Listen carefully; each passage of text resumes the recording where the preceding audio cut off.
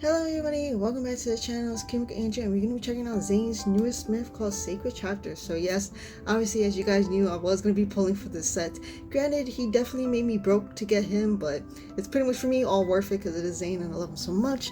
Overall, I'm excited and nervous about the story because I've been seeing a lot of mixed feelings about his story. Not many people, it's been like the thing of people not liking it. Some people do like it, some people don't like understand the spice of this story, or some people just don't like the theme of it. It's been a lot of like weird discourse happening with Zayne's banner. There's been a lot of shit happening actually with the community because of Zayne's banner, and I'm just here like, oh my god, I just wanted to celebrate Zayne. Like, but you know, other than that, let's just leave that to the side. Overall, I'm still wanting to see his story and see what happens. So it says, before the end arrives at the edge of continuum, I wish to see you one last time. So let's check what's going to be happening. I'm quite nervous and excited to see what's happening.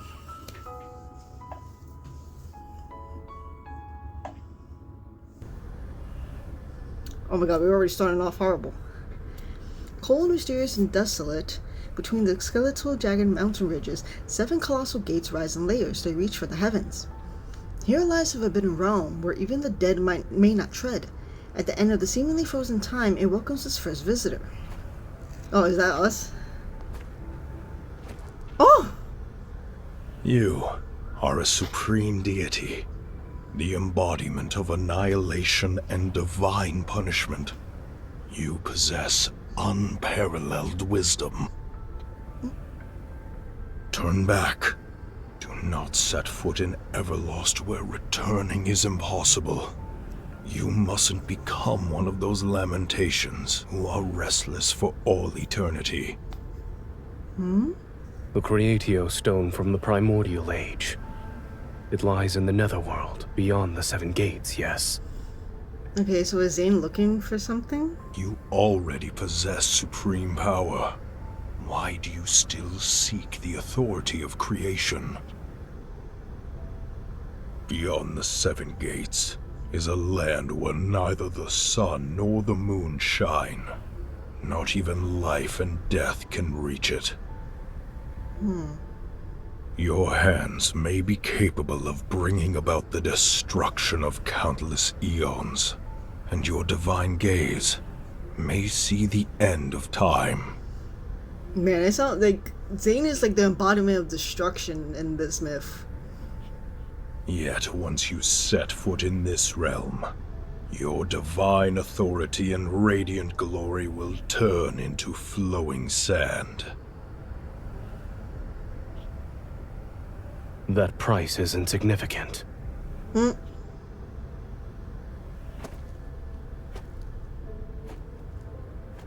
so he's technically going somewhere that he's not supposed to. His steps no longer falter. The god crosses the threshold of the first gate and allows the surging waters to devour him. In boundless chaos, time and space whirl and surge. Only an amber-like world remains, nestled within the barely perceptible crevices of the void.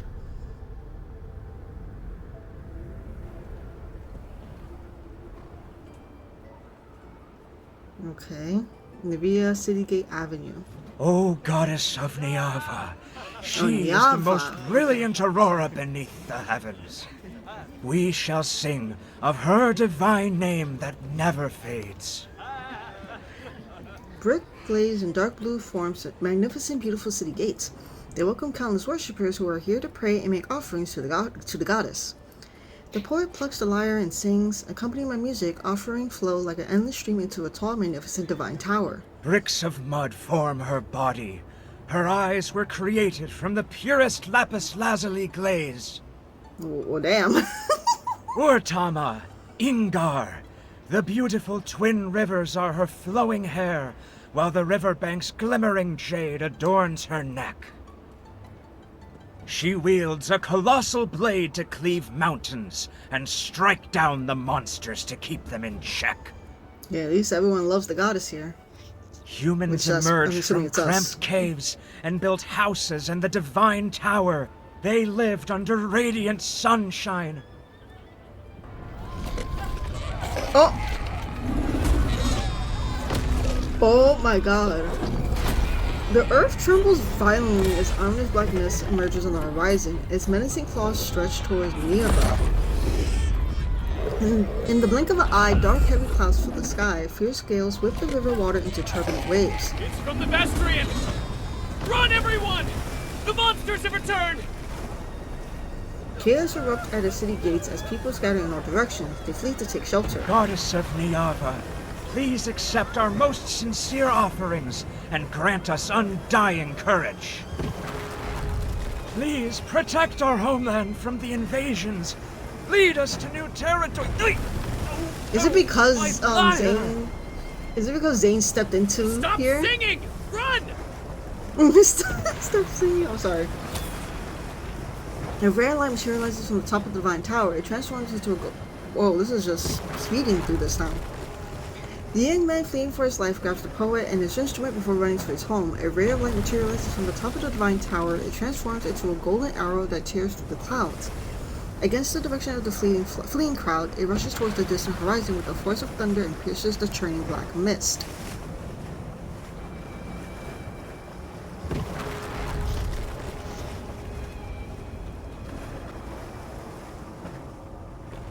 Nightfall. The rivers Urtama and Ingar return to tranquility. Under soothing moonlight, Niava falls into a deep sleep. The golden arrow from that rare light rises once more from the horizon and touches the night sky. Moments pass. Then it falls into the silent divine tower and slowly transforms into an injured figure. Oh, so that arrow that shoot to like that city, it was her, it was us? What the what? Wait, okay. Wait. A ray of light materializes from the top of the divine tower. It transforms into a golden arrow. Against the destruction of the fleeing crowd, it rushes towards the monsters, I guess. And then the arrow transforms into us, and we're injured from, I guess, attacking. What the heck? The wounds spread across my body and form eerie golden patterns. Aside from pain, I could no longer feel anything else. The black mist that clings to me is entwined around my wounds, and silently erodes my consciousness. I try to calm my rapid pain breathing and barely manage to prop myself up with my sword. Why is this body becoming more fragile? And Nieva is an extremely delicate world. It and its denizens need me. But the only one who can help me and save me. I grit my teeth. I don't want to say that name.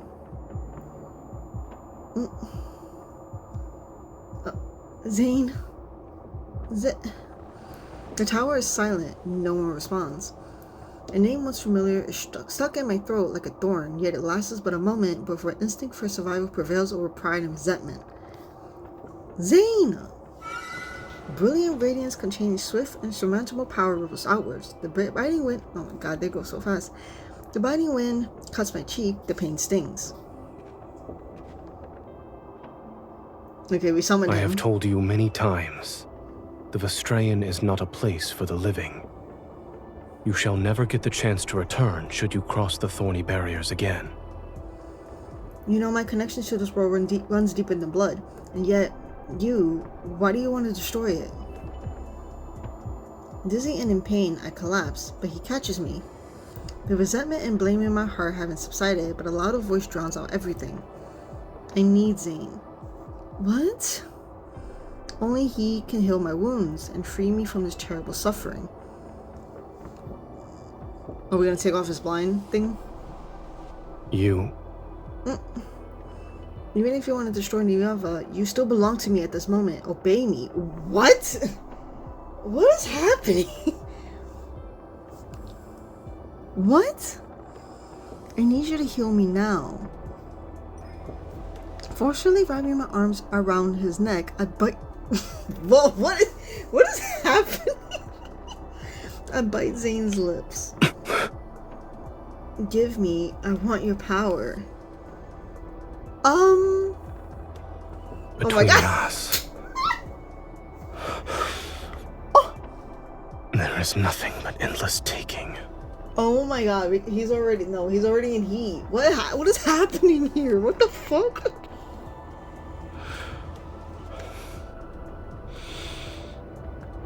Behave.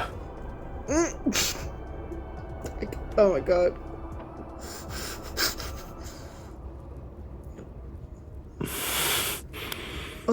my god. What is happening? Oh my god! A close up. Oh my god.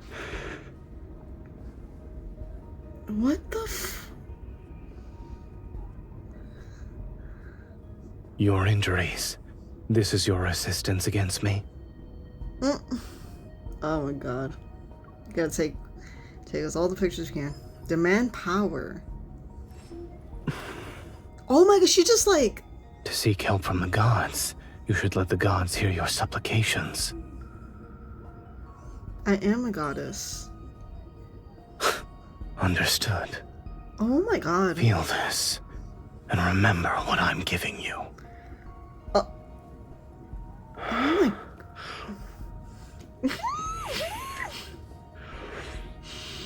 Oh my god. Oh. It hurts, but his power keeps flowing. Oh my god. Focus. Oh my god. His eye. Oh my god. What the f-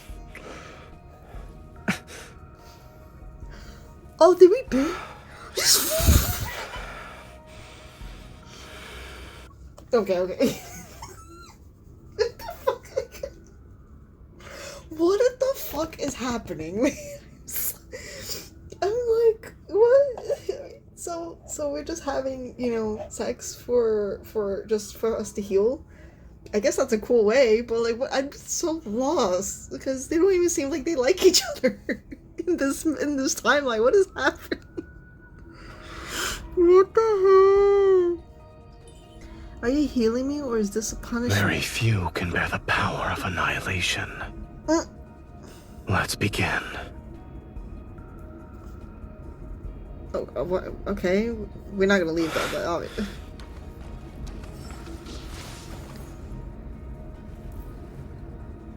Oh my The god! ritual won't end because you want it to. Damn, no wonder. Oh my god, this is way too much. Holy shit. Zayne? Accept it. This is a power only you can possess. Oh my god, the way he's... Oh my god, the way he's holding and rubbing her... My fuck! Yo, what the actual hell?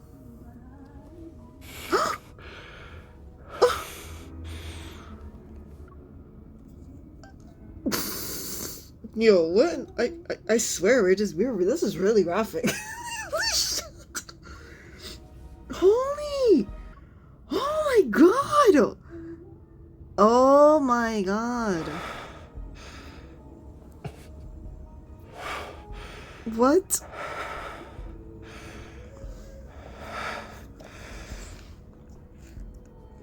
What the heck? What are we responding in? We just want him, right?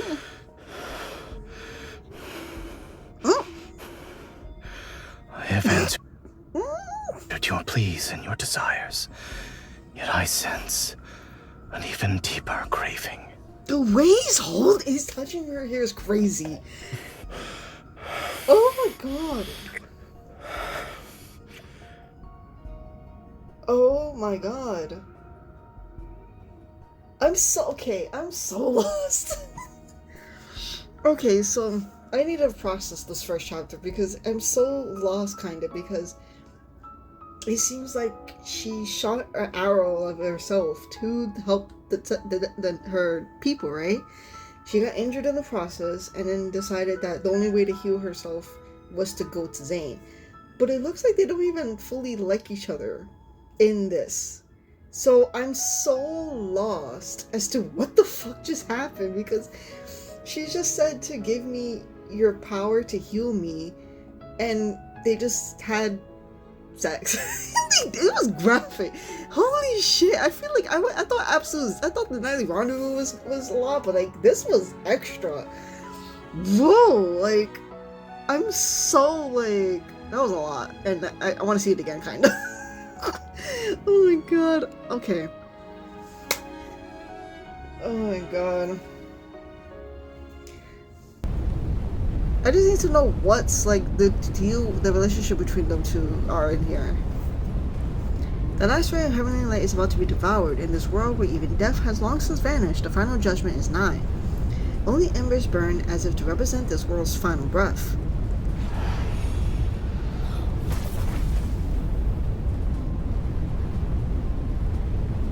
The natural order of fate is no more. Stop clinging to what remains. So did he go back to the guy? The longbow is taut like a crescent moon. Light converges onto the bowstring and transforms into arrows of molten gold. Heaven and earth sense imminent destruction. The air is filled with streaks and rails. Annihilation balances the cosmic order. What shouldn't exist ought to crumble in Oblivion's hands. The arrows released from the bowstring transform into several streams of golden light. Earth-shattering power is unleashed. A triangular spear materializes in the void. Trapped within is a golden Enzu, its beak and feathers razor sharp. It can barely cling to life. Oh. Be gone. Zayne tightens his grip and golden dust falls through the gaps between his fingers. This bird meets oblivion in the distant depths of the universe, and a newly born golden Enzu spreads his wings in another unknowable place. A snowflake drifting from the unknown lands quietly on the back of his hand. A snowflake drifting from the unknown lands quietly on the back of his hand. It leaves behind a fleeting coldness. So he already deals with snow here. It's snowing. First. Huh.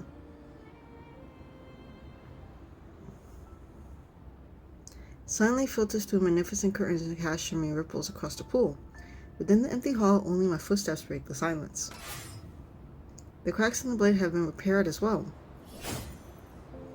I swing the sword, and an abundant power reverberates throughout the divine tower. Even my body trembles slightly. Within that brilliant radiance, another power has coalesced aside from my own aura, one whose depths are more unfathomable. Zayne. We know each other for so long that numbers are meaningless, and we once shared what seemed like the most intimate of touches and tender moments. Yet when we let go, it's as if only confrontation and estrangement remain between us. Huh, so they're only good with each other when they're having stuff, like when they're being intimate, I guess. But yeah, outside of that, they're like kind of like Huh. It's so really weird. I turn towards the golden spire, standing serenity in the depths of the divine tower. The Aringu spire, containing all of the universe's realms within, is the divine artifact Zayne treasures the most. Several golden Anzus, their beaks and feathers sharp like knives, circle around it. Another one flies in and disappears in the golden glow. Where is your master? The Aringu spire won't answer me. The corners of my lips curl up. His absence is only to be expected. Otherwise, he'd try to stop me.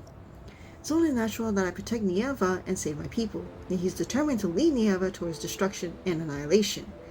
Okay, so they're definitely on the opposite spectrum then. A golden Anzu lands on my finger, I let it nose on my hand and exhale. When we first met, he promised to make all my wishes come true and stand by my side.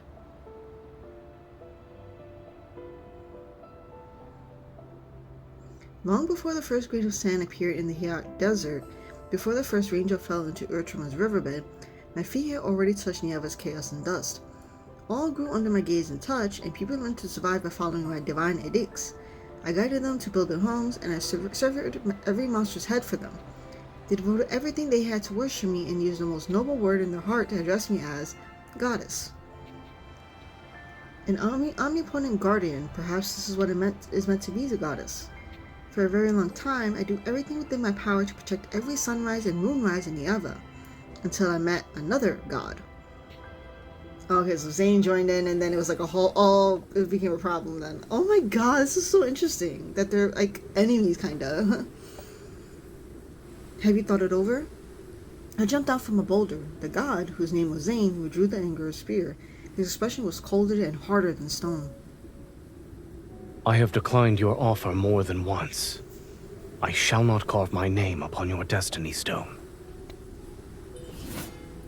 I let out a sorcerer's snort and drew my sword in an attempt to strike, but the blade's light has vanished without trace before I could even reach him. See? With your immense strength, you can be a guardian of Nieva. I can tell you don't belong here. Yes, you're like a sun that belongs to another world. If you don't carve your name upon the destiny stone, you disappear like sand. Once my name is carved into it, the trajectory of our fates will be inseparable. It seems like it's already Are you inseparable. desperate to forge an important covenant with a man whose name you only know? Why not? I told you my name too, did I not? You're willing to go to such lengths to make me stay. All for the sake of protecting these mortals? His intense gaze fell on me. For some reason, there seems to be a trace of anger? Yes, that's not all. Well, where did she... It seems like she just came out of nowhere and decided to protect these people. And that's why they worship her, because she, protected them. But, like... I'm assuming it can't be just that, right? That's not all. I have other reasons, such as... I looked at him and appreciated his experience. You're handsome. Having you by my side will brighten my day. All I need to do is glance in your direction. Well, now will you accept my offer? Wow, she just straight up flirted. What the hell? She just decided to flirt. He turned, walked away, and left behind a cold warning. Stop following me.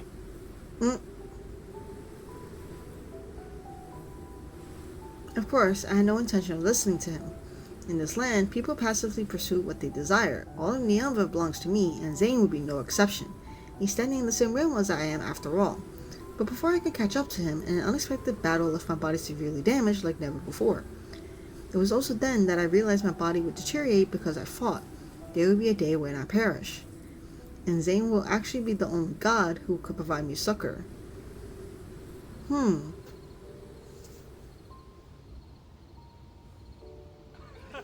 The season's threads are woven by your hand. The scales of creation rest within your wisdom's palm. I leaned back on the rattan bed and stared at the distant firelight and crowds while humming along to the hymns that drifted over intermittently.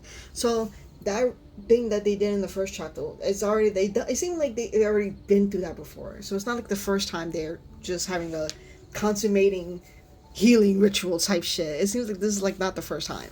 Okay, so it's just like, but it just comes out kind of odd and random out of nowhere. So it's just really weird. But it seems like they already been through this before. So it's like, okay, never mind. Oh, look at him. Ugh, my love. Is being worshipped and praised by humans truly a joyous thing? Being praised, yes. The songs they're writing continue to improve. I shifted to the side so that there was room on the bed. Then I pulled Zayne down to sit. He still maintained that cold, indifferent demeanor. He brushes aside the sheer fabric draped over my shoulders. You're willing to risk your life in endless combat just for insignificant praises. Zayne, are you saying this because you don't like my people, or are you concerned about me? Neither. He scooped up water from the jar to wash my skin that has recently healed. Then why did you rush into that black mist to rescue me? Your questions seem endless. Which means you have to get used to it. Although I was concerned about the black mist that appeared, I decided to focus my efforts on convincing Zayne to stay. He possessed power that even I could not match, and he could heal my body. I couldn't let him slip away. Shouldn't you reconsider my offer? We're more than strangers who know each other's name now. It gave him a meaningful look. When he had healed me, I had been somewhat unconscious. However, I remember more than he thought. I don't need you to care for me.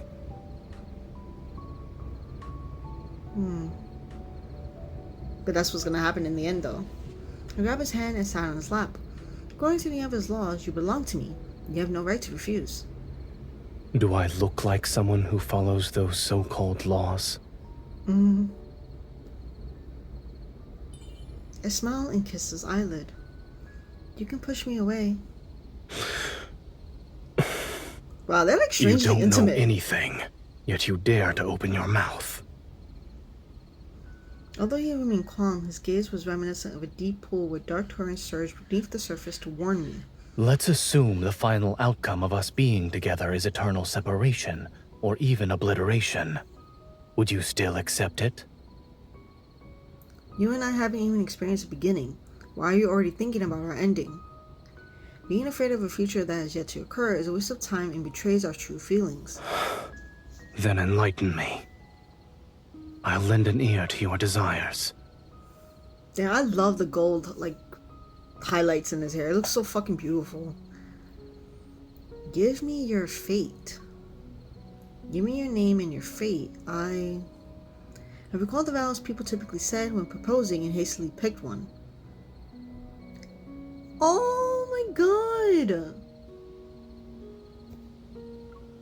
I swear in Nieva's name that I shall be unwavering and everlasting. There won't be any regrets.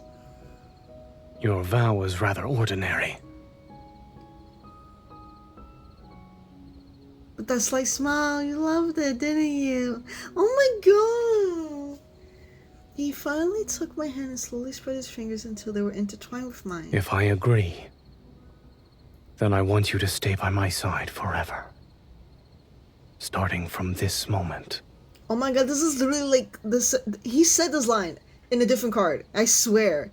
And I'm trying to think about it right now. Oh my god, this is actually crazy. Oh my god.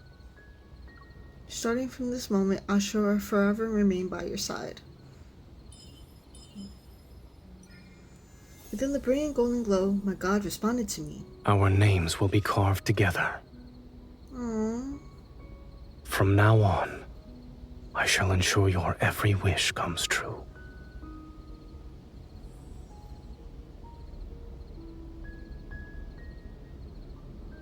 And that was like back then, because now it seems like nowadays it's not the same. Our vow still echoes in my ears. On the Destiny Stone, our names remain closely intertwined. But that black mist, the appearance of the Vestrian, quickly became the beginning of the conflict between Zayne and me. He did not protect Niava as I wanted. Instead, he allowed the Vestrian to bring catastrophe and devour my people's homes. I was wrong to have those thoughts back then. How could a god who governs annihilation possibly harbor goodness and mercy towards Niava? My fingertips are pecked twice, which makes me return to the present moment. I unceremoniously poke the bird's head. What? You still want me to protest on his behalf? The golden answer suddenly lets out a shrill cry before pecking my palm with greater force. Fresh blood immediately wells up. Before I can react, it spreads its wings and flies back into the rainbow spire. Wait, you... Dang, he just injured my hand? What the heck?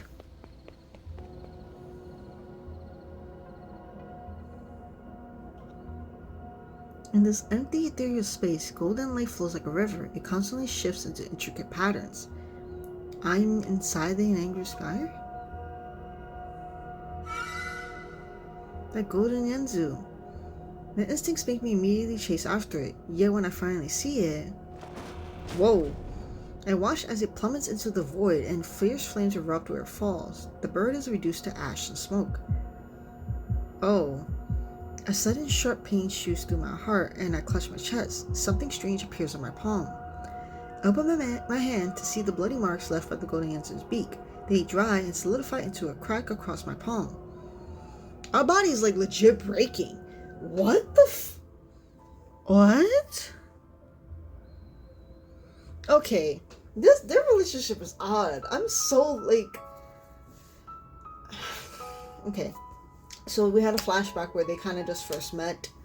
And she, for some reason, decided, I'm just going to have you whether you like it or not. And then they had a conversation where, obviously, it seems like they've been intimate here and there. So they obviously know each other that well for that. But outside of that, they're not as close, though. And then, for some reason, they kind of decided, oh, let's make a vow together. But she really decided to, be with me forever. And I swear he said that line before. Starting from this moment, be by my side. I feel like there was a different card he said it. And my brain is, not even thinking about it. But, I just know he said this before. And I'm just here what the fuck? But yeah, this is crazy. So she was hoping that when he promised that he was going to be fine, and then it ended up not happening. He didn't care still, and then obviously because of that, it, you know, decided to kind of break their relationship off together because of that, because he didn't protect the city that, you know, she's obviously the goddess for, and she was upset obviously. So it's just like, okay, that, you know, it's really interesting that they were like, they've been enemies, but then there's some more like beneficial stuff happening, and it's just like, what the heck? I don't know. I soon understood what that strange line meant. The golden thread entwined in my hair suddenly snaps, and the broken jade cuts off a strand of hair. I hear a silent lament from Urtama. Niava's rivers, Urtama and Ingar, are akin to the most vital arteries in the heart. But now that one river has stopped flowing, the body called Niava is about to lose life's luster. Oh, they're losing, like actual losing. I must save Urtama. As always, the sun rises. It shines on everyone's faces and on the river water that lies as still as a mirror. What are we supposed to do if the river stops flowing and dries up? Don't worry. Our goddess will protect us. Urtama will not dry up. We should hurry to the divine tower and offer sacrifices. Only then can we ask the goddess to bestow her divine guidance. Walking along the riverbank, I can hear people discussing Urtama's strange condition. Maybe the goddess deliberately stopped the water to prevent the wheat fields on both riverbanks from being flooded again?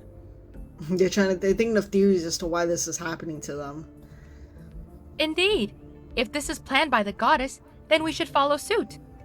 Okay, but it obviously doesn't seem like it's planned by her, because she's even worried like that, oh, one river just stopped flowing. That's kind of an issue. So now she's like, I have to protect this one, because at least this one's still flowing for now. It's time to compose new hymns. We must sing and abide by the actions of our goddess. The worry lingers on humans' faces for only a moment. They soon hum new melodies and continue on with their daily lives.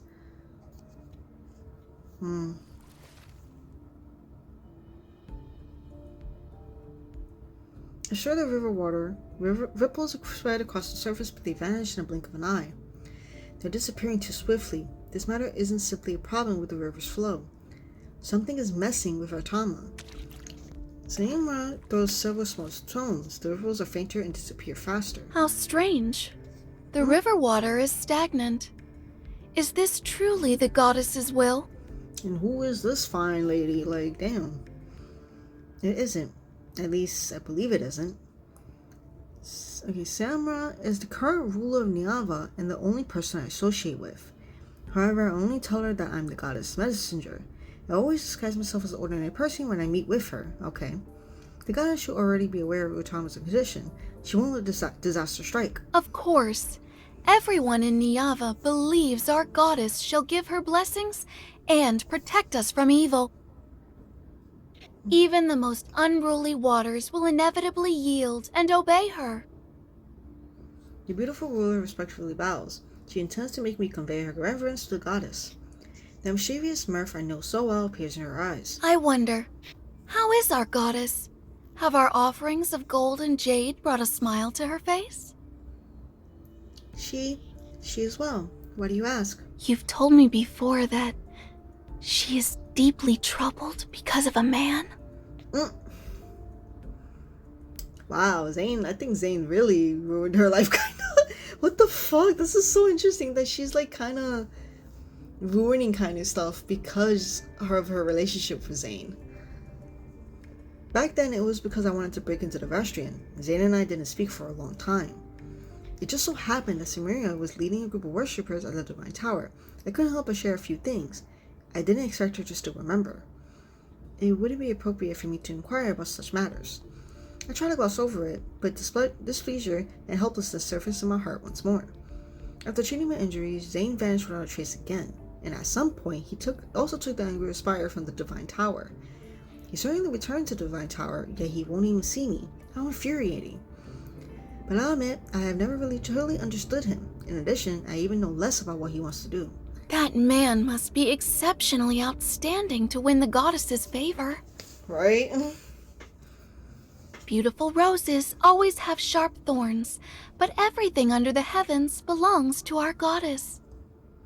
It's like pretty much saying like in the end, he will technically be for her. Like he eventually would just turn around and be like, wow, I actually love you enough that I'm willing to stop what I'm doing, kind of. Maybe it could be a sense of that. I'm not too sure, but A mere man will certainly bow down at her feet. You're right. Our goddess is omnipotent. She would never admit defeat in front of him.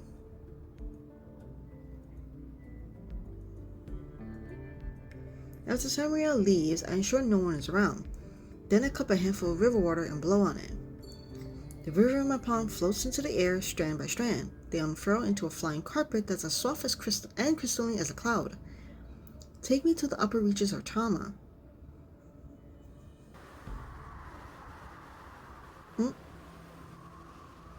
The headwaters.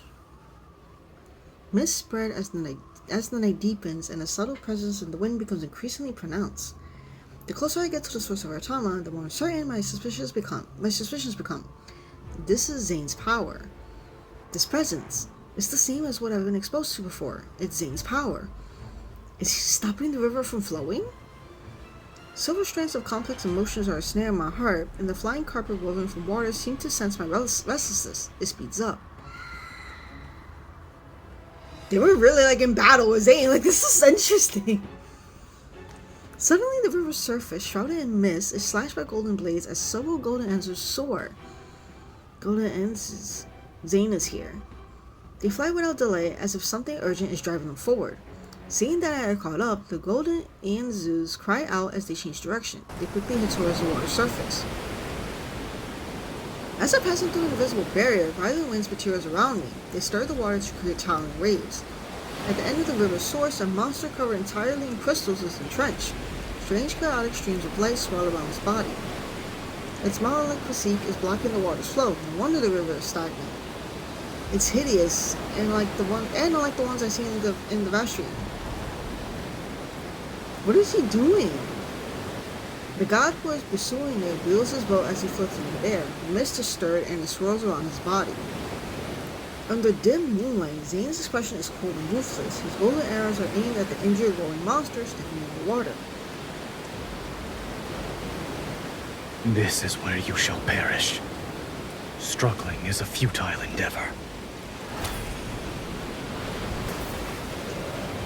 The severely wounded monster attacks frantically and quickly leap into the air while the flying carpet gets smashed into the You air. shouldn't have come to this place. Okay. Leave. Zayne keeps his gaze fixed on what's ahead. One holds his bow while the other traces golden runes in the air. He intends to teleport me away. All of me ever belongs to me. I can be anywhere in this world if I so wish. Over here. Don't give it another opening. I grab my sword and fly to Zayne's side. The monster pivots and charges towards us. Perfect. Let's see how sharp my repair sword is. Zayne raises his hand and summons the Angular Spire. Burning light spills out from the golden divine artifact. The burning mark is etched onto the monster's body. Aim for its weak spot. I see it. My vision is consumed by refulgent light as the power of resonance imbues my blade with tremendous energy. I swing my greatsword to attack. Meanwhile, Zayne's fingertips on the bowstring blaze with a spectacular radiance. The longbow is drawn, its appearance akin to a perfect full moon when the tremendous first. Let's make this quick. Golden arrows carrying apocalyptic power pierces the monster's body. At the same time, my sword strikes where the mark guides me. That should finish it. Something's not right. Violent tremors accompanied by agonizing roars shake the land as the river and the area under the monster crumble. The dying beast bursts forth with terrifying energy as if it's trying to devour the space around it. Go. Several gold runes quickly become entwined around my body. They're about to push me towards a distant place. By some uncanny impulse, I tightly hold on to him. Our surroundings disappear like rushing river water during a rapid descent. Before my consciousness is devoured by downless darkness, I only remember that trace of warmth I'm clutching tightly with my fingers. I refuse to let it go. So was he helping us or not helping us? Bone-chilling coldness washes over me again and again. I curl up. In the cracks between the universe and time itself, golden eternity's gaze lands on me.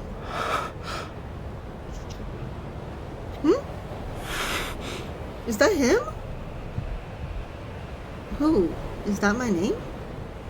I want to see the voice's owner, but a hand suddenly covers my eyes. There's no need to rush. You need to sleep for a long time. What? The cold sensation fades, warm golden light envelops me. There will be a day when we meet again. Oh. Okay, so it's like a different Zayne. That timeline Zayne. Okay. What the This is so much that's happening here. Like, it's kind of interesting. Like, holy. I'm not too sure whether or not Zayne's fighting the monster to help us, or he's just fighting the monster to just fuck with us. It's like, it's really odd to see what's going on. Like, because obviously we don't really know Zayne's full motives here, it seems like. So he's just like kind of doing all this stuff, and we're just here like having to deal with the consequences, because obviously he is the god of destruction. Things he's gonna do is most likely going to be bad for her, like city, country, or whatever that she's, you know, governing. And it's just like, hey, come on.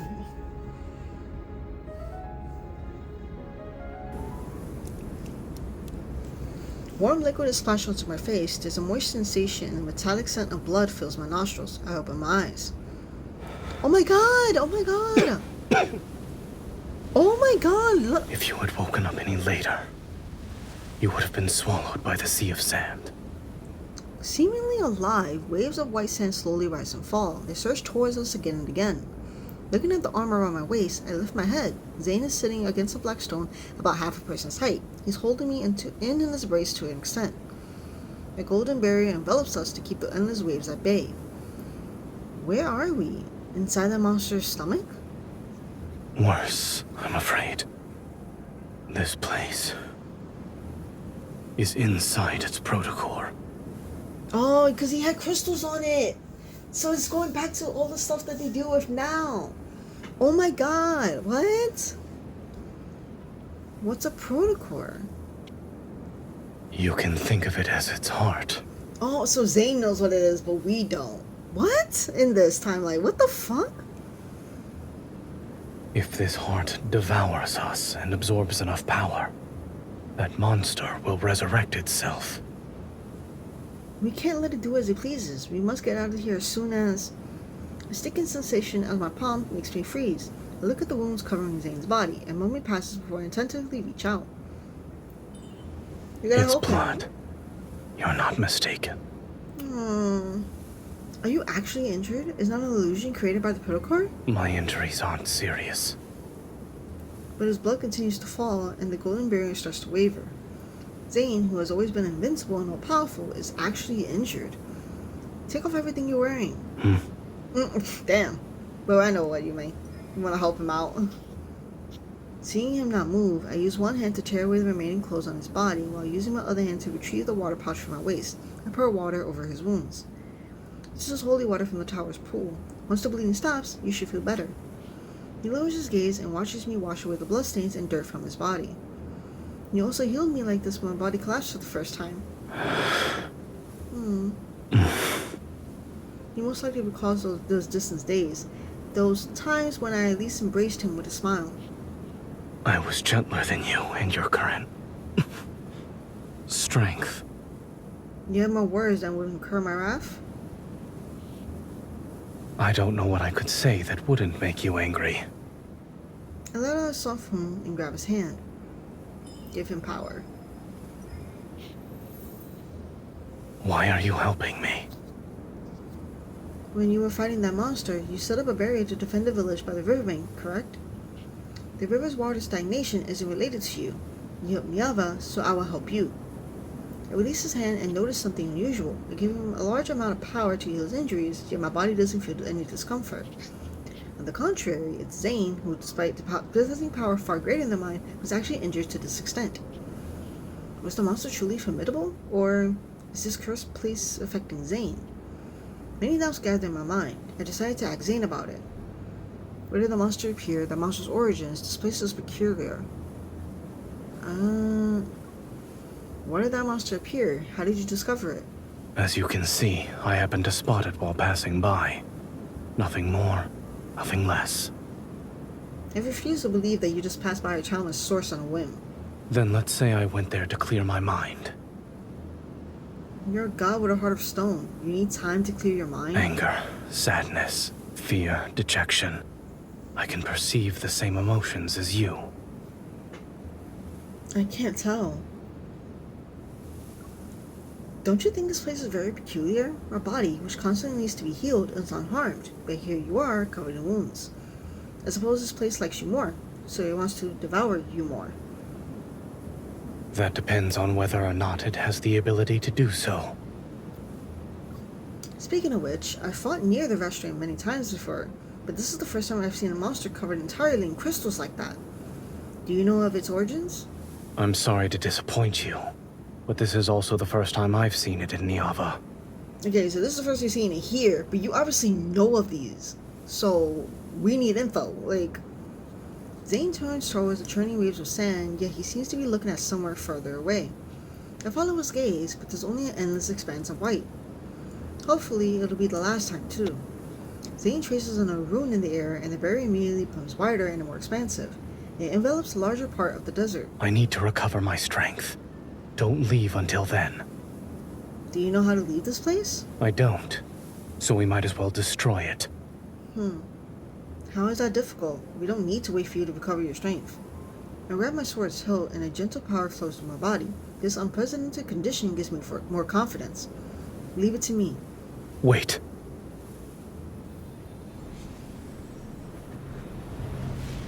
I stand on my tiptoes and immediately transform into a golden arrow. I swiftly ascend toward the night sky that's as black as ink. I like how we just can transform into an arrow. That's fucking crazy. Zayne watches the golden arrow fall like a meteor. It returns to his side and transforms into a figure he's most familiar with, dust and sand swirl. Draping his outer robe over her, Zayne closes his eye and silently focuses on restoring his power. Zayne spends the day meditating to heal his injuries. With nothing else to do, I can only wander around the desert that's covered in golden light.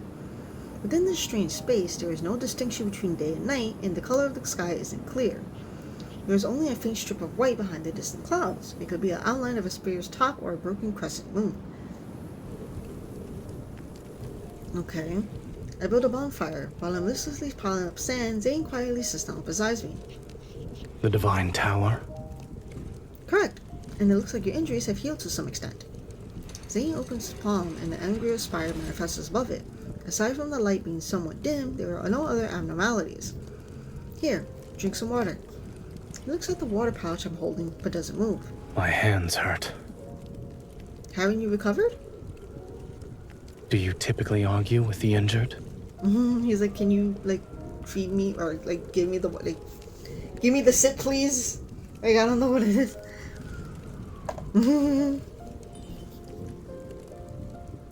Resigned, I help him drink the water. Then I recall my harvest from the desert and pulled out a few orange carrots. I could only find these. There's nothing else that's edible. Eating something might help you recover faster. Oh no. That won't be necessary. Yeah, he was carrots, he was like, oh hell no. Every timeline, that ain't gonna fucking work here. I already tasted them for you. They're not bad, and they're crisps. He turned I'm away! leaving. What? I need to know the origin of why he just hates carrots. The carrots are somehow the bane of his existence in every timeline, and I don't understand why. I need the origin for this shit. He quickly returns to the Blackstone's side. He sits down again and dons on that dignified, serene appearance. I'm left alone with the carrots. I watch his figure and inexplicably sense a hint of fleeing defeat. Oh my god, I'm having a hard time reading. 2 days later, I lose interest in sand art once I build an entire city-state out of sand. I soon find a stone slab. Ben, are we still stuck in this protocol? There is no sunrise or moonset here. Keeping track of time is meaningless. I'm not keeping track of time. Then what are you doing? I'm drawing you. I blew away the debris and dust. I point out the crooked lines that vaguely resemble his figure. This is how you appear when you were injured. This is you when you let me give you water. Over here is how you looked while recovering. When we return to the tower, I'll put it in the most prominent place. You'll remember such just several moments whenever you see it. Childish. Let me show you something that's not childish then. Using my memory, I carefully draw symbols on the sand before me. Silver rocks here had these. It was almost like someone carved them. Assuming they're text, these symbols don't belong to the Nevian language. Can you read them? This space doesn't truly exist. It's simply a shadow cast from somewhere else. These symbols might be from the past, or perhaps they exist in a more distant future. In either case, they're of no use to us. Are you saying that everything we're seeing and touching is an illusion? No. You can actually die here.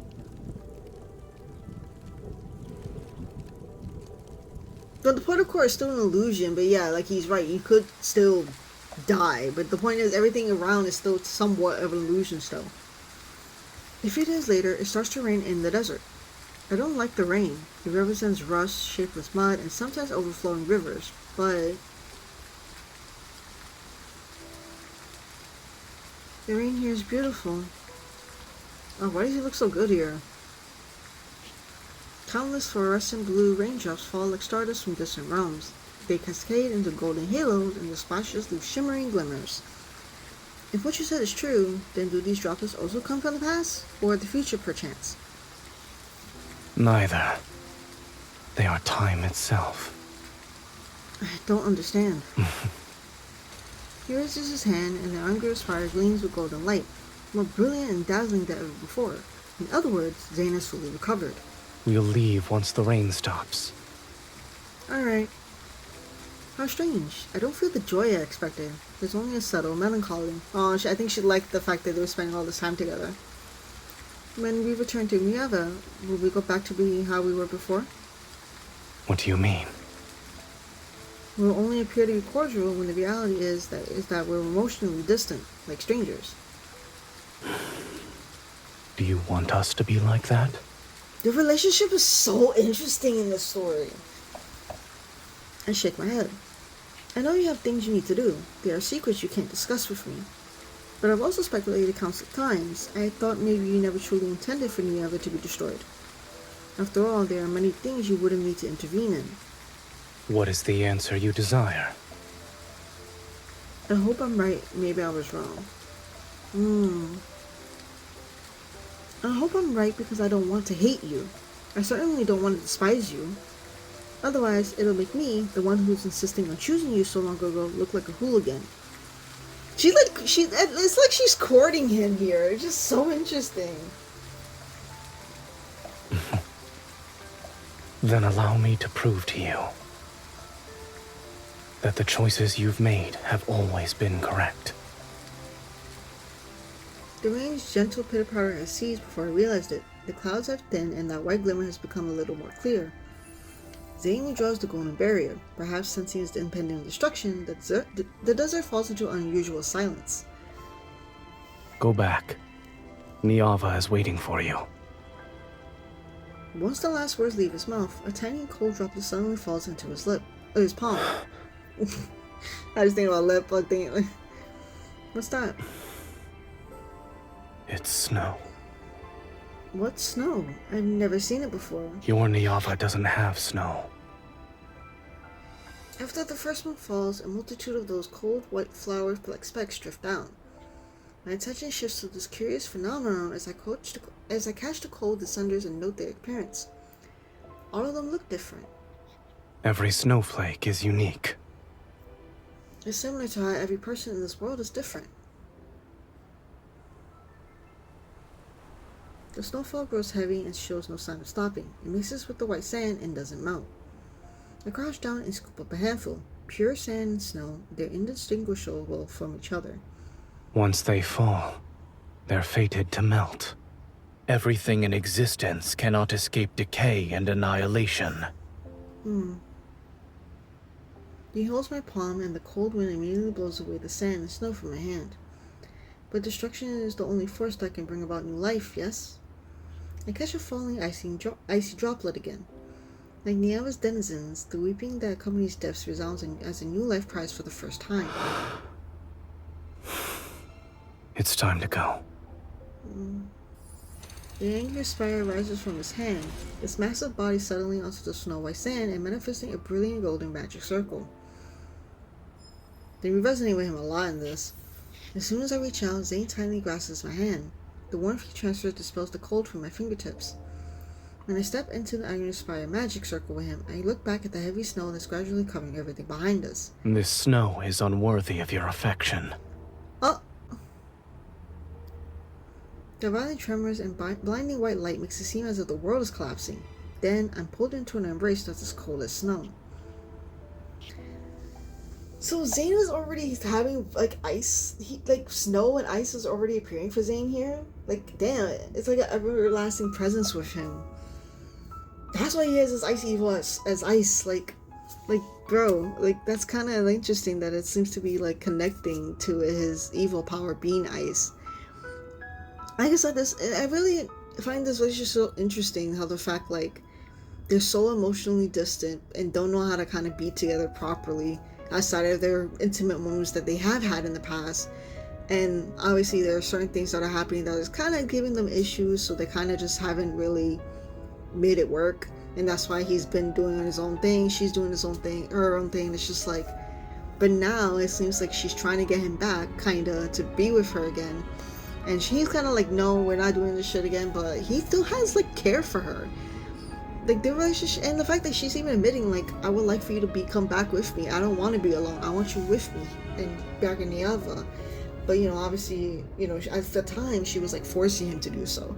But I think now she's like, only if you want to do so. And it's really interesting, like, their relationship being, like, a semi-relationship. It's, like, very semi. But they are growing closer. So I wonder how things are gonna go from here, essentially, because it's just like, I'm assuming they're gonna spend more time together and start caring more for each other and loving each other. And, you know, the fact, like I said, the fact that we're already in, like, snow-like elements is crazy, because it's like, oh, like, he knows all this stuff, even with the protocol stuff, which is even crazier, because he knows about protocols and she doesn't. Protocol stuff is already happening in the main story timeline, the current timeline, where we deal with the fact that protocols are being turned into making monsters with protocols. That's what we have the protocol surgeon for. And the fact that Zayne is, like, the lead person to have to try to take care of this, because he knows this is an issue. And the fact that he accidentally did make this happen. So it's very interesting, Zayne here knowing that, and he's, like, trying to destroy it before it gets any worse. And it's just like, wow, it's really, like, paralleling to a lot of stuff that's happening for Zayne in the main story, and it's really, really interesting to see. But yeah, I'm quite excited to see what's going to happen next for the next part, because it's really getting interesting. We're already halfway. I will still remember those brief dreamlike days long after they passed. In my memories are the silvery sea of sand, the luminous blue rain, the swirling snow, and the warmth from Zayne's palms and embrace. Our time begins to flow again. People gather beneath the divine tower to thank the goddess for once again granting them shelter and hope. However, a vague sense of worry and unease still lingers in my heart. It spreads with every drop of blood that flows and diffuses into blurry nightmares. Wow, she's actually having more issues with herself. Whoa, oh my god. Are you awake? Oh my god, he looks so fucking good. What the fuck? Look at his hair. Oh my god.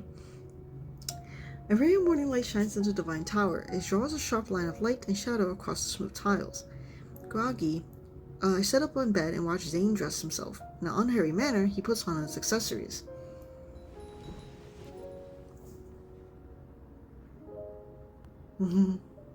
He still has the back, like, on... You had nightmares last night and cried out in your sleep.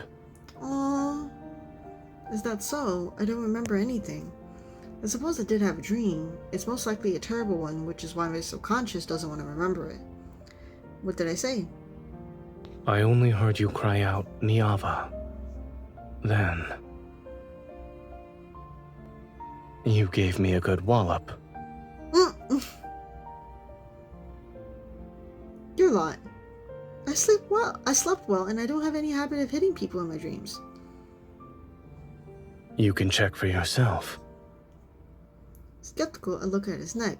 It takes several minutes for me to make out a very rarely visible streak of blood. That's not good. It should heal in no time, though. A few golden edges land on the tops of the pillars. They cast a golden glow. Dazed, I catch sight of Zayne smiling very faintly. Since returning from retirement, our relationship has improved considerably. Whenever I wake up, I often see him. You're afraid of something. I only knew you had the power to destroy the world, but I didn't know you also had the ability to interpret dreams. I can tell simply by looking at your eyes. Special powers aren't necessary. I clench my fist. The crack on my palm still exists. It hasn't disappeared even though the river has begun to flow again. So our body is still technically deteriorating then. It is possible the golden Enzo has turned to ash and the anger spire represents Niava? Should I ask Zayne directly? But then he'll be aware of the fact that I accidentally entered the anger spire. I choose my words carefully. Zayne, I remember you saying your divine gaze can see those that are about to meet their end. So, what do you see currently? Is Niava included? Yes. I see. I nod. For a moment, I can't think of anything else to say, so I can only respond with silence. I thought you'd be furious. I am the goddess who protects Niava. If I lose my composure, then Niava's future will fall further into the pits of hopelessness. Besides, didn't you say that you wouldn't let Niava be destroyed? Can I assume that... I smile and place both my hands on Zayne's shoulders. The end, you see, isn't necessarily set in stone? I'll have to be more careful with my words when you're around. But you also understand that without an end, nothing new can arise. This is the unshakable law that governs all realms. Do not even attempt to touch fate's forbidden territory. Such as the Vestrian? I sigh. My relationship with Zayne has improved so much as of late. I don't want to get into another argument with him again. I understand. I won't take any risk. I give him a hug before jumping down from the bed. Just as I'm about to head outside... Where are we going? My boat gets caught and I turn around. I haven't decided yet. Maybe I'll walk around and think about how to save Niava. Come with me then. He pauses. His fingers that rest on my waist falter before tightening the grip. He clears his throat. There's a gift I want to give to you. I'm so glad that they're doing better now. Zayne leads me through the city's alleys. On the streets and by the riverbanks there are busy, ecstatic humans everywhere. Zayne covers his eyes and I wear a veil. At this moment, we're simply two lovers walking hand in hand amongst the crowd. Aww. What is this gift? This is the third time you've asked this question. I'm doing my best to restrain myself for the third time. Curiosity about the gifts overshadows the slight unease in my heart. Yet what I'm more interested in is... Giving gifts isn't something you do. Where did you learn this from? Many humans do this. It's not hard to learn. While speaking, he walks to a wooden stall and lifts the grass cloth curtain that provides shade. Is Sagria here? High Priest? It's been a long time since I've seen you. An elderly woman walks out of the wooden stall with trembling steps, and once she sees Zayne, her wrinkles are filled with happiness. I'm here to collect the honey and dates I requested before. This amulet is for you. Place it by your pillow. You won't have headaches anymore. Oh my. You still remember that. The elderly woman thanks him repeatedly. After accepting the amulet, she brings out a jar of golden honey. Now that I think about it, the fact that he even did a consummating thing just to heal her. The fact that he's a doctor in the current timeline now, he still heals. He's still healing. Like, it's okay. Like, lots of things though. Upon seeing me beside Zayne, her smile widens to the point where her eyes are almost a thin line. You have a wife now. You two suit each other very well. Come. This bottle of mead is for you both. I get to be called a It's wife. a wedding gift. I get to be called Zayne's wife. Yes. Oh, this is gonna hurt at the end of the story. I fucking know it. A ceramic bottle is unceremoniously given to me. Although I'm stunned at first, I quickly give a mischievous idea. Thank you, but we haven't sought guidance at the Divine Tower yet. If the goddess doesn't approve, then we can't get married. This is a wonderful thing, though. How could the goddess not approve? Sangria. The dates? Oh, yes. The dates. After bidding farewell to Sagria, Zayne carries the heavy dates and honey. He also takes the mead from our arms. Why did you buy so many sweets? They're for divination. We need to please the goddess. How can you be so certain that the goddess would like them? We can find out. He holds the date out in front of me. In all of Niava, Sagria's pickled dates taste the best. Would you like to try one? Full of anticipation, I eat the one from his hand.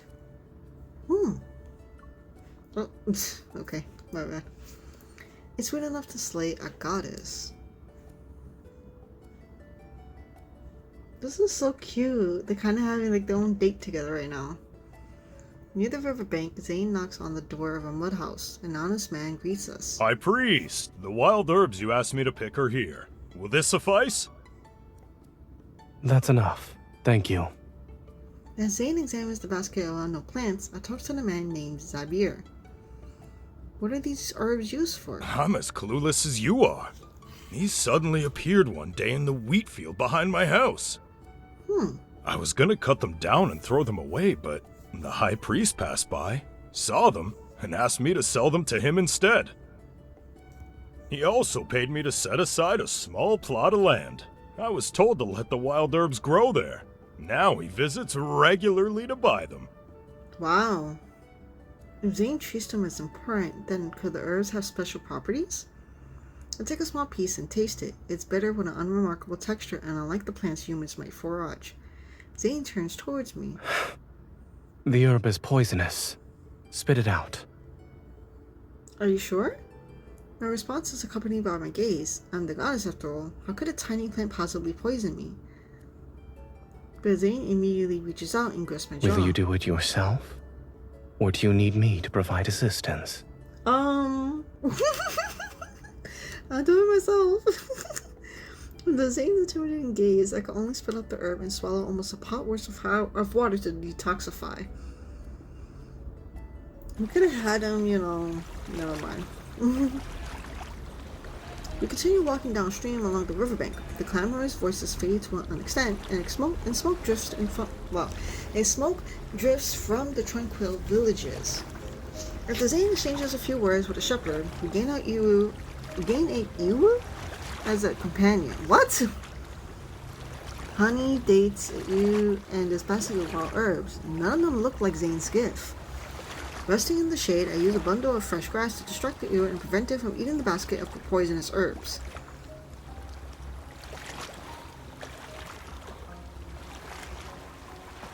Eat. Where did you conjure these wheat cakes from? I ran into an acquaintance earlier and they gave them to me. He spreads the honey he obtained on the wheat cakes and hands them to me along with a few figs. You know so many people. When you weren't at the Divine Tower, were you befriending every mortal you saw? I wouldn't call it that. I merely had a few chance encounters and we became associates. So he's been now he's like a well-loved local to Niava though. And she didn't even know about this until now. Those humans are fond of you. You don't actually dislike Niava. The humans here don't know you either. I never said I disliked Niava. I gently punch him. You could have explained this to me earlier. Yet you let me have misunderstandings about you for so long.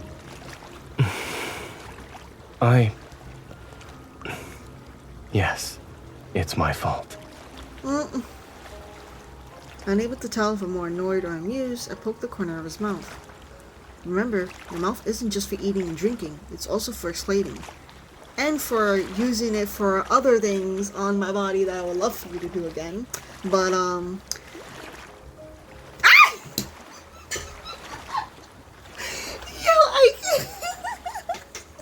Yo, I love this. Girl, yes. Literally, yes.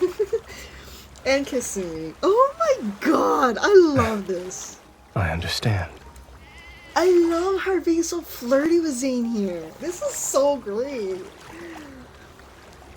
Ew, having eaten her fill, settles drowsily by my feet and dozes off. I gently stroke the soft wool on her head. So I guess that is just a sheep, but it's spelled differently because I guess the wording that they're doing it on. But like, I guess I'll just call it a sheep because they're just, I don't know how to pronounce this properly. So now, can you tell me why you stopped me from entering the Vastrian? You're also letting it erode Yava. Zayne looks away, and his finger trails along a young, tender sapling beside him. A tree's growth. From the moment it's planted to breaking through the soil, sprouting, growing branches and leaves, and finally taking root, watering, fertilizing, providing support, all must follow proper timing and the natural law. Once what you provide exceeds what it can bear, with only the slightest infusion of golden light, the sapling snaps. The sound is painfully harsh. You're saying that taking action against the Vastrian will only accelerate Niava's destruction? you could interpret my statement as such. Then when will be the right time to eliminate it? Not at the present moment.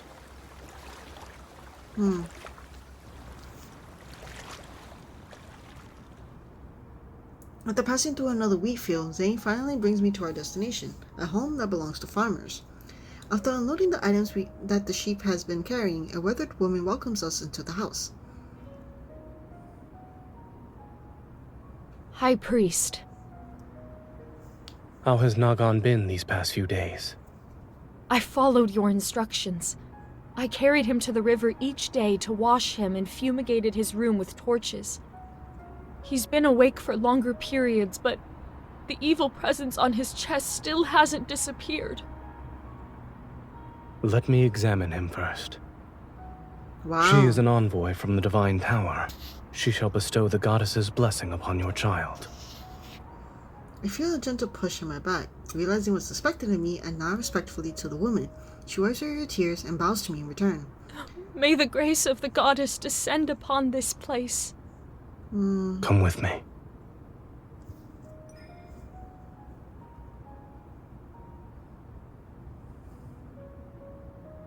A clay lamp burns inside the mud house, its meager light revealing an unconscious child on the bed. His face is contorted because of the pain, and his breathing is shallow yet labored. There's a fist-sized lump in his chest. I've never seen this kind of illness before. Unlike gods, humans fall ill in age. I've also listened to many people's voices praying for the recovery at the Divine Tower. Priests distribute talismans and amulets for dispelling illness and plague. Other than that, humans can only pray and wait. Yeah. There's no fever, and the blood spots on his body have faded significantly. Well, he's really acting like a doctor here in this timeline. It's really interesting. We can expel the evil presence from his body today. Have you examined this child many times before? Yes. Before entering, I noticed several rolls of linen in the corner of the courtyard. They're burial shrouds that were apparently prepared for this child. Do you plan to use your power to heal him? I shall cure this child, but I won't use my power. Oh, use minds? This world already has methods to free him from his suffering. Zayne hands me a bundle of poisonous herbs and a ceramic bowl. Help me crush these herbs to extract their juice. After that, you can feed it to him. But these herbs are poisonous. If they can produce the correct effect, then they're no longer poisonous. Yeah, I'm assuming he's crushing it to extract the stuff that he needs that makes it no longer poisonous. I feed the vicious juice to the child, then I turn to see Zayne taking out that jar of honey again. After driving away the evil presence from his chest, we need to apply honey. What you'll need to do won't just be bestowing the blessings of the goddess. Amidst the cheerful prayers of the mother outside, Zayne heats a thin blade over the flame for a moment. Remember everything I do from this point forth.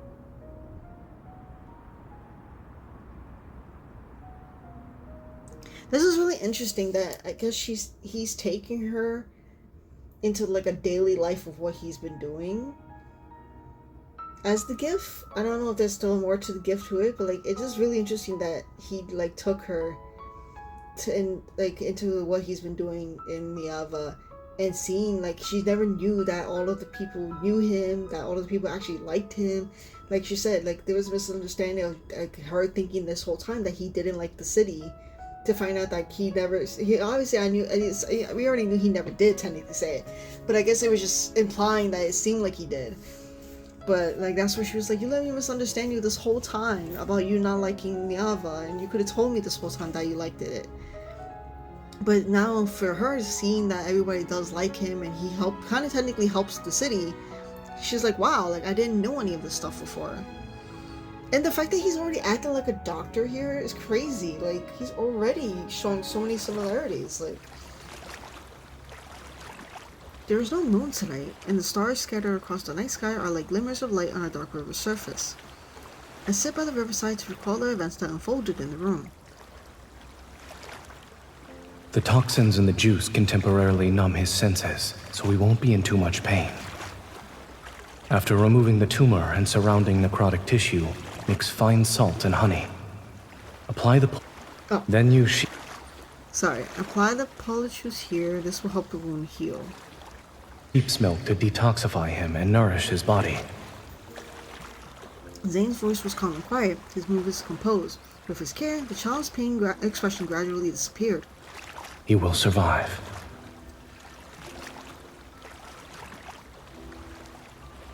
Zayne's actions feel unfamiliar to me.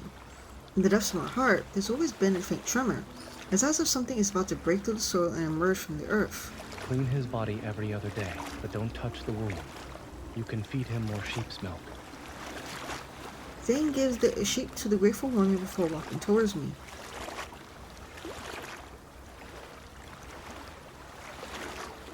What are you thinking about? I'm wondering why you brought me here today and why you wanted me to see these things. I used to think that illness, like death, was unavoidable suffering. Everyone was born to endure it. However, it seems that's not the case. Illness doesn't stem from fate's punishment. Yeah, like it just sucks to be like sick for a time being, but you're able to get back up kind of quickly if you're able to get enough nutrients, medicine, all the other stuff, right? It comes from every grain of sand, every breeze, every drop of water, every morsel of food we consume. Everything in this world could potentially become a source of disease. Yeah. So if you want to cure it, you must seek answers from this world. So she just never tried to like figure that out? Wow. I blink, unable to fully understand Zayne's words, but the trembling in my heart grows stronger. When you heal that child, you didn't use any divine power. That means healing can be accomplished by ordinary humans. Your people possess wisdom. They will do even better. He turns his palm over and an angry aspire materializes in his hand. Guided by his fingertips, a thin, slender, golden thread is slowly drawn out from within it. Give me your hand. This is my gift to you. The winding golden thread extends into my palm and touches that crack. Your gift has a name. The Principles of Medicine. When the golden thread intersects with the crack, a brilliant radiance suddenly spreads across my vision. What do you see? I see a vast expanse of flames, and the people of Niava has lit bonfires. Listen carefully. Why are your people no longer cheering? I can't hear their voices. Besides the bonfires lie countless people with agonizing faces similar to that giant child. They're convulsing, struggling, bleeding from their bodies. Black clouds buzz and rife around them. They pull in torches from the bonfires to chase after those black clouds. Then they set them ablaze. The crimson flames ignite the black cloud, and they soar and shriek as they rush towards my divine tower. Oh, this is the destruction of Niava? The falling sparks transform into flames. Okay, damn. The falling sparks transform into flames that lick the hem of my dress. I stumble backward and fall into the place behind me. Was it like showing us a glimpse into the future of what will happen to Niava? Don't be afraid. Look down at your feet. I lower my head and see countless newborn green plants glowing. They wrap themselves around the steps and cover the raging sea of fire. People harvest them, draw clean water, preserve the flames, and sterilize sharp blades of fire. They do it in the same way Zayne did. All of this, everything you see, you can call it medicine. It's a tangible form of the principles of medicine. Knowledge meant to heal diseases and recover from plagues. This is so interesting. From now on, your Niava will never again be driven to desperation by disease. Because by then we should know medicine. What? What? It's not long before an unprecedented plague arrives in Niava. I taught these principles of medicine to Siamria in the form of the divine prophecy.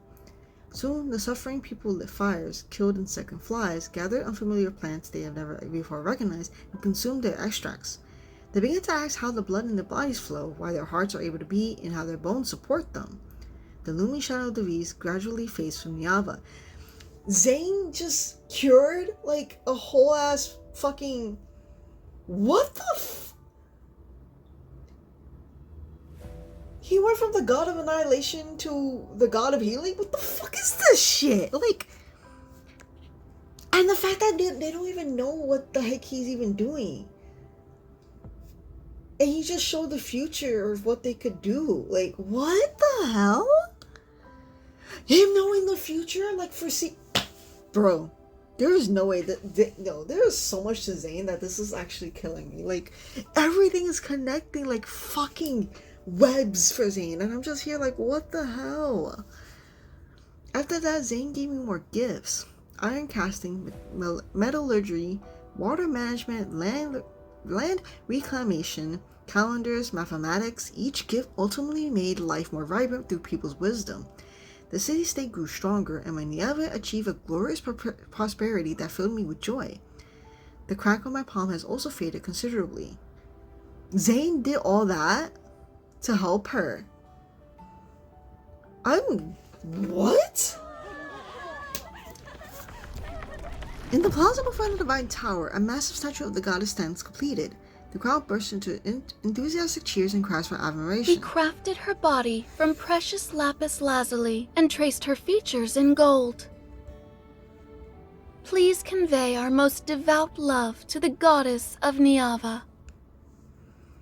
I have heard her response. She likes this gift. May her majestic radiance and glory be everlasting, and may she grant Niava eternal prosperity and splendor. Siamria and I stand amongst the elated crowd. We smile at each other. And may this statue, like your appearance, never be touched by the erosion of time. Siamria seems to have already guessed my identity, yet she never says it outright, and pretending to not notice her assumptions. Siamria, no one can escape time's gaze. Then, I hope that in the days to come, your smile will remain just like it is today. I touched my cheek beneath the veil and suddenly cleared my throat to suppress my smile. So, the man who troubled the goddess gave her his heart? Why are you always thinking about about matters of love as the ruler of a nation? Love brings happiness and fills people with longing and fascination. That's what makes our goddess shine with joy. Well, life is better with Zayne, right? It makes sense. Under the bright radiant sun, everyone is dancing and singing. Rotama and Ingar flow endlessly, and the bountiful harvest will fill the spacious gunneries. The city walls, made of lapis lazuli, in glazed stone become more magnificent, and the poet's melodious songs travel with ships to distant lands. I gaze towards the top of the divine tower. I know Zayne is also looking at Yava, at me. Ready to wave at him, I raise my arm. Up. A sharp pain spreads from my palm and encompasses my entire body, and an ominous premonition immediately wells up in my heart. I open my slightly trembling palm. That crack that has been troubling me turned into an open wound. Oh, it got worse all of a sudden. Oh, but yeah, she just said, well, I guess from back a little, like, from, like, during the time of them making sure Niava was getting better, it was healing. But now, it's worsening for her again. That's so crazy that she kind of just stepped into the life of what Zayne's been doing. And the fact that he's so, like, into the future, knowing that it's, like, kind of crazy for being the quote-unquote god of annihilation. Well, he kind of is still. But, like, the fact that he's already acting like a doctor here compared to how he's actually a doctor in the current timeline. The fact that he knows medicine, and the fact that they don't even know what medicine is yet. Like, he knows it and then taught her, and then it made everything better for Niava. Like, he actually is telling her shit from the future to help her in her freaking helping this, like, city or whatever. Like, holy shit, what the fuck? Like, him knowing future stuff already correlates to how, for him as a Vizier, he can tell the things of the future. He just can't tell stuff for himself, though, as Vizier. But in this one, I'm assuming he kind of could, maybe, for himself. But, like, there's so much happening that it's kind of, like, nuts. Like, it's crazy.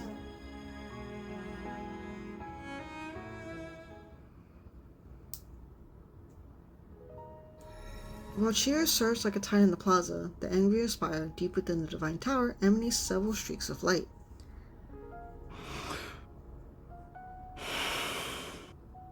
Zayne holds a fractured protocore. The monster that has been entrenched at Utama dropped it. At the time, he followed the angrier spire divine's guidance and traveled to Utama's source to destroy the magical array he had once created there. Unexpectedly, the array, originally meant to separate two realms, had transformed into a massive monster after accumulating energy for countless years. If I don't destroy the remaining magical arrays, she and Niava will face an even greater disaster. But that would be a herald of an even swifter farewell. Why are you sad? Before everything was created, the ending had already been written. For her, its early arrival should be a better fate. The golden Yanzu softly calls out as it flies away from Zayne's finger. It once again disappears into the emerald spire, rotating ring of light. Are we running towards him? I hurry back to the divine tower as the stinging pain in my palms announces a cruel fact. The gifts that Zayne gave to me, which were actually facets of a civilization, did not change Niava's path to destruction, but is it destroying me instead?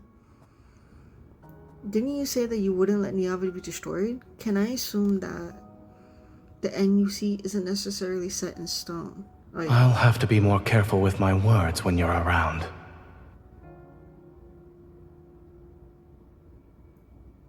Zayne wouldn't make empty promises. He gave those gifts to me because he has a plan. Zayne, what do you intend to do? My intuition tells me Zayne won't say anything, so where will I find the answer to this mystery? The golden Yanzu call passes overhead. Following its shadow, I spot the Irangu spire in the distance. The mark on my palm appeared after I accidentally entered it. If I enter the Irangu spire again, will I discover something new? Are we just going even though Zayne is there though?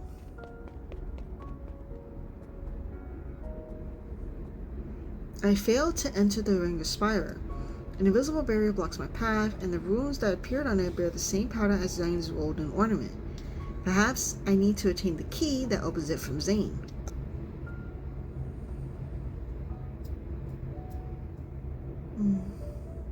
The following evening.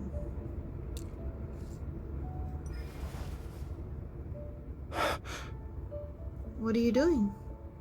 I wrap my arms around Zayne's shoulder and see him holding a reed pen. He's drawing on a wet clay tablet. The outline looks somewhat familiar. It reminds me of the new statue that humans carved for me. I'm drawing you. He looks at my eyes and eyebrows before carving 2 more lines.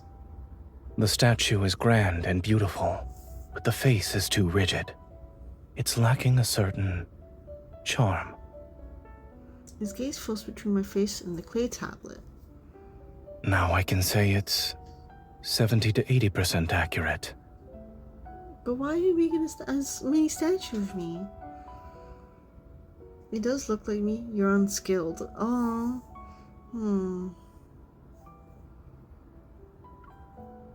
It does look like me. Niava's denizens have never seen your real face, but someone ought to remember your appearance. However, what they should recall with even greater clarity is everything you've done for them. My appearance isn't important. Humans remembering what that statue looks like is enough. Zayne smiles faintly and carefully sets the clay tablet aside. So this will only belong to me. I look at his chest where one pendant stands out conspicuously amongst the golden ornaments. It's the same as the runic powder on the barrier of the ring spire. If I get it, I'll be able to enter. I feel slightly guilty, but I must know what Zayne plans to do. Otherwise, I'm afraid there will be consequences I can never undo in the future. Zayne, there's a full moon tonight. Shall we go outside to look at it? All right.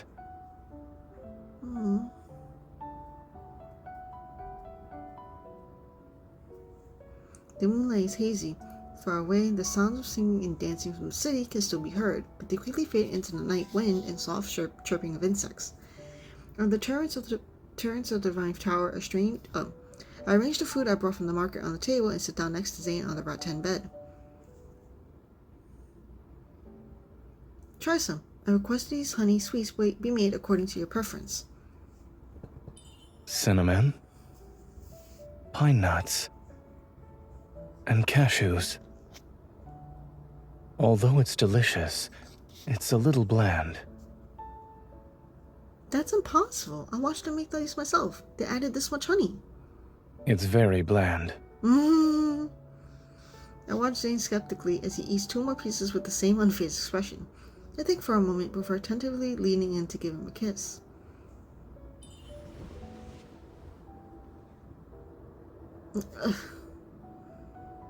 You're lying. It's too sweet. Oh, he still has a sweet tooth here. Aww. I scramble to find water, but he catches me with one arm and pulls me back. Aren't we admiring the moon? The water is over here. Once I drink it, he continues to hold my hand and allows me to rest against his chest as we appreciate the moon. The pendant is right before my eyes. Its radiance so bright that it almost hurts to look at. A long time passes. Then I take a deep breath. What? A long time passes, then I take a deep breath and finally make up my mind. I'm not too sure about these options, girl. Oh my god. Oh, I guess seducing. I don't want to make him intoxicated. I don't want to do that to him. So I guess seducing. Oh man, this is weird. Zayne. Hmm. Then the music changed a little bit. God damn. The moonlight is beautiful. Wouldn't it be a bit of a waste if we didn't do something? Wow, she was really starting it. Holy. He's caught off guard, his gaze drifting to the place my clothing conceals. Wow. To the places my clothing. Dang, he's looking at my body thinking about it. Your body is... Does it only have to be when my body is on the verge of collapse? We're outside. The Divine Tower in its entirety is mine, and you also belong to me. Does it matter? To keep him from finding more excuses, I put a sweet into my mouth, wrap my arms around, and oh god. Oh my god, there's a lot of space into this. There's a lot of flirtation into this. Holy. Oh my god. Oh my god. Oh god, the way he looks in this is so good. The sweet easily stirs up feelings of pleasure, but when savored more carefully, it becomes far more intoxicating. In the narrow space between Mingo's breaths, Zayne slightly turns his head away to avoid my eager pursuit. The kiss that misses his mark lands on the corner of his lips. He draws out deeper, lingering breaths. Is this a gift for me, or a new punishment? I lower my head and rest my cheek against Zayne's shoulder. My lips touch the spot where his heartbeat pulsates against his neck. With every syllable, I can feel his skin become damp beneath my breath. Do you want me to stop? I should not, but my heart doesn't want to. His arms that are wrapped around my waist tighten. Silent waves surge and turn in his eyes. They scatter with the fine golden flecks from the candlelight. This is a flirty, myth with him. Oh my god. Oh my god. And we're doing it technically outside, but she... My name held between his teeth melts faster than the sweet on our lips and tongues. Yo, this is actually insane. They are, oh my god. After helping Zayne settle into a comfortable position, I carefully remove the pendant and approach the angry spire. He operates silently. I look up at it, but I hesitate because I realize I'm about to see a truth. Perhaps I'm overthinking this. I shouldn't have deceived Zayne. But you wanted to do stuff for Zayne anyway. It didn't matter, but I understand. I must know Zayne's true purpose. Even if the consequences are terrible, I'm willing to bear them. Alright, I hope things go well. When the pendant touches those ruins, golden flames spread out from the ring of the spire and envelop me. My vision blurs, my unconscious falls before this golden light, and the cracks of the world open before my eyes.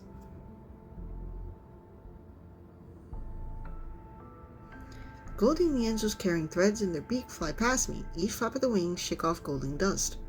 These particles gather at my feet and spread out into countless endless rivers in the blink of an eye. Everything appears to be the same as last time, yet there are subtle differences. If the ring of spire contains all the worlds in the universe, then each river leads to a different world. But I'm not sure which river I should step into. I look at them through the wound on my palm and hesitate for a moment before cutting it. As fresh blood seeps out, one of the golden angels turns towards me. The river it guides also pauses for a few moments. It's that one. Oh my god, this is gonna be horrible, I think. Yeah, because Zayne can see any disastrous future that happens for anybody. Howling winds carry an aura heavier than death itself. It pierces my body while hollow reverberations echo endlessly through the boundless darkness. Between jagged mountain ridges, a massive stone gate blocks the winding gravel path before me. A figure clad in grey robes materializes before me.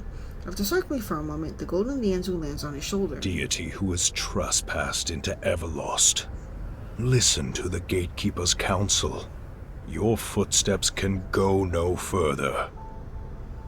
I seek whatever lies behind this stone gate. Please don't block my path. It looks like the pendant I have. Its light now dim. You're not the first deity to set foot here. But Everlost shows no mercy to visitors. Are you referring to the owner of this pendant? His divine miracles once shook this realm. Zayne has been here. His power has grown weak, and that supreme god is about to meet his end.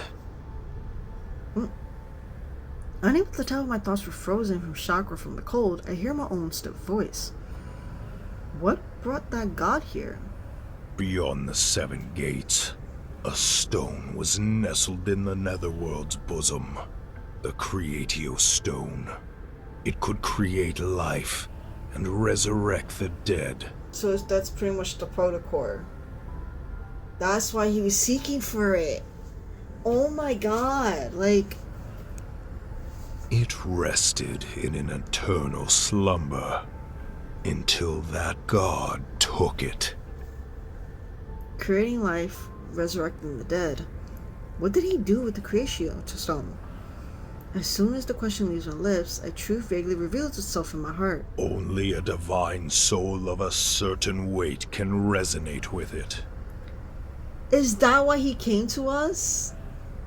Oh, so he's like essentially he's using us? Goddess, who bears the aura of the Creatio stone. Have you already forgotten the eternal realm's bone-chilling cold and darkness? That is where the dead slumber. When those words fall, my heart starts for a moment. The cold that sweeps across eons drags my soul back to blurry yet vivid bloody memories. The pain one could feel in their bones as death's doorstep, the suffocating darkness. I can't remember anything else. It's fine. There's no reason to be afraid of death that has long since passed. I steady my breathing only to realize something. Zayne, he knows how I died. That's why he resurrected me. It seems our fates were already intertwined long before our first meeting in Nieva. What price did he... So, wait! Wait. Wait, because they did say that she kind of just or came out of nowhere. So, but they didn't specify how she came to be, right? So he took the stone knowing that it could create life or resurrect people from the dead. And that's why he went through this whole situation just to bring her back? What? But now she's like slowly dying though, after everything that's happening. So it's like, what? The Creation Stone is precious. When he took it, he must have paid an equivalent price. I could almost see the heavy stone gate slowly open. That familiar figure enters without any hesitation. Zayne, what price did he pay to resurrect me? What did he lose? The gray figure's sighs are like the murmurs of one's sleep, and laments sung for those who never return. Goddess who has been resurrected, if you dare to endure the gaze of each stone gate and withstand the erosion of darkness, I can let you witness it with your own eyes. The past that has long been obliterated. I'm willing. The weakened golden Lienzo screeches and lunges at me, a sharp feather heads straight for my eyes. The pain is more unbearable than death itself. I dig my nails into my palms and barely manage to keep myself from closing my eyes. While I'm in a daze, the golden Lienzo seemingly carries me through the mist's dark barriers. It soars to those looming layer stone gates. White bones dance wildly, rivers of blood boil, and thorns leave crisscross bloody marks on her body stripped of power. I see that his figure silently passes through one massive stone gate after another. Only a single golden Lienzo is by his side. Are we seeing like... Yeah, because this was beforehand, right? Warm blood splashes onto colorful flowers that rest on the countless bone fragments beneath his feet. It's quickly absorbed. Countless greedy whispers echo around his ears. They wait for the moment he falls so they can devour him. Zayne. You shouldn't have followed me here. My power is about to be consumed by Everlost.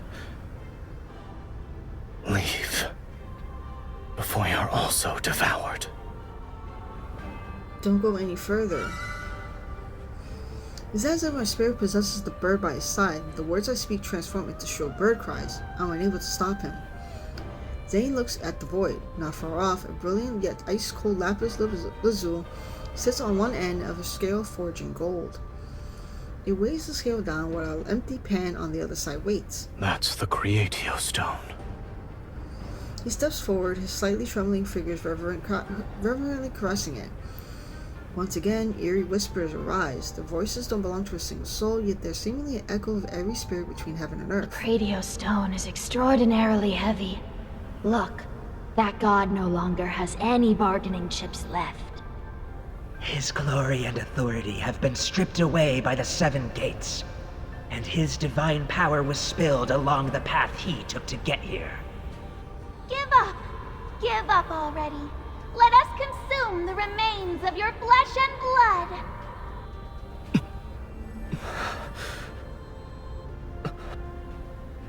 His remaining power coalesces in his hand. He places this faint glimmer on the other side of the scale, yet the beam doesn't budge. It's not enough. It's not enough. Nothing is more precious than the Creatio Stone. He was trying so hard. In his palm, a mass of fresh blood swirls like crimson mist to become another weight on the scale. The golden beam tilts ever so slightly before returning to its original position. That's enough, Zayne. My words can only become the answers mournful cries. Then his hand moves. Radiant light illuminates the vast netherworld. When the heaviest object from his body falls upon the pan, the balance tilts. I shall exchange this for the Creatio Stone. I will give her a new life and a place to rest. But why do you want him to do it so badly, though? The translucent gem falls into Zayne's hands as he struggles to take out another equally brilliant crystal formed from flesh blood. The crystal slowly melts into warm divine blood and drips onto the gem whose color is like Lapsa's Lezu. A long time passes, and the first heartbeat emerges. Death shall no longer be our destiny this time.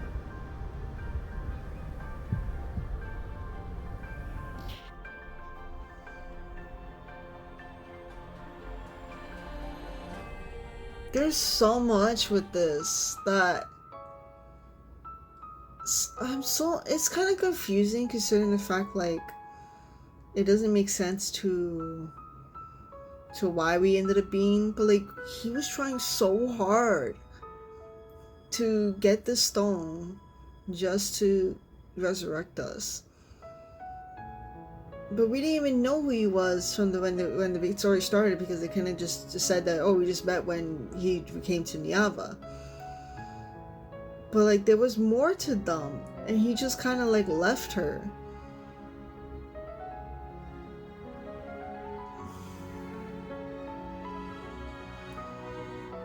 Oh god, it's just... Alright. I feel like I spent a lifetime there in Respire, but when I returned to Divine Tower, the moon hasn't even moved westward. He's still sleeping. Carefully placing the pendant back, I can't help but gently smooth it slightly for her brow. He gave everything he could give to secure a future where I could survive, to construct a world I could find shelter. Now this world is in danger, and I will perish along with it. I'm certain he shall pay another devastating price to save me. I used to be sad before. It seemed like he didn't care about me and wanted to do everything that could make me angry. But now, Zayne, I regret it. Oh my god, this is actually cheering me up. Oh shit. I feel bad. Like, I actually feel so fucking bad. Wow. Yeah, because there were so many misunderstandings from the beginning, and she even complained to him so badly. To now know, like, he was like in love with her this whole time, but he kind of pushed her away because I think he knew stuff was still gonna end up being wrong. But he didn't wanna. Ugh, man. This is... okay, wait, we can't do this right now. Whew. These words are unspoken aloud. I rest my head over where his heart is. I would prefer it if you never liked me. Oh my god, that's so fucked up. I'll stop you this time. I will face my fate and I was fate on my own. That's what she did at the other end of the car trailer. Oh, I can't. Oh, that's gonna hurt to see that. Oh no. However, the angry spirit didn't exactly tell me what Zayne plans to do. I racked my brain for many days and secretly made preparations to the best of my ability. Although I wish Zayne was more straightforward and told me everything, he never gave me the answer I wanted no matter how much I tried to probe indirectly. So when Zayne suddenly invited me to go to the vestry, and That day has arrived.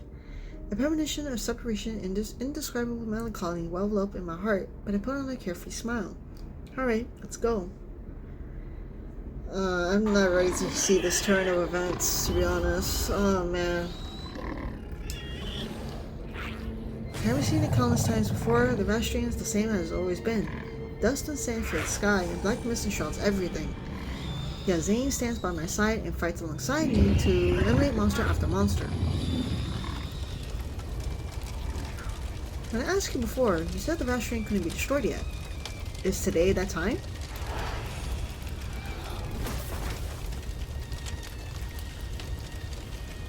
The monster is destroyed because of Zayne's attack, and he turns to hand me a strangely shaped crystal. When you fought the monsters here before, they'd always come back, yes? Correct, but they're dissipating now. It's because their protocors have exhausted the last of their energy. I take the crystal from Zayne's hand. He said that protocors are these monsters' hearts. Even though it looks as brilliant as a gemstone, it brings disaster. It isn't merely a harbinger of catastrophe. Its true potential lies beyond that. But for now, Niava in its current state cannot utilize its true purpose. Must I wait for another time? He doesn't answer me again. I take a deep breath and channel this small flame of frustration rising in my heart into my sword. I slash the next monster. The time spent in these fierce battles is fleeting yet extraordinarily long. The last monster is annihilated. In the blink of an eye, the black mist and thorns vanish. The corrupted land that once brought countless disasters to Niava is seemingly swallowed up by an invisible vortex. I should feel a sense of relief, yet the heavy feeling in my heart hasn't lessened in the slightest. I feel a heavy feeling in my heart, kinda. The ground unfriendly shakes, and our surrounding ripple with invisible waves. They grow larger and larger until the first crack appears at their center.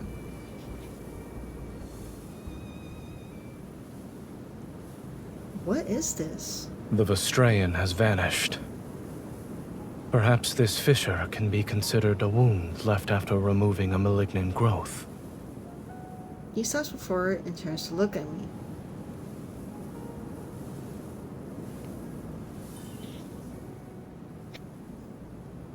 Let's go.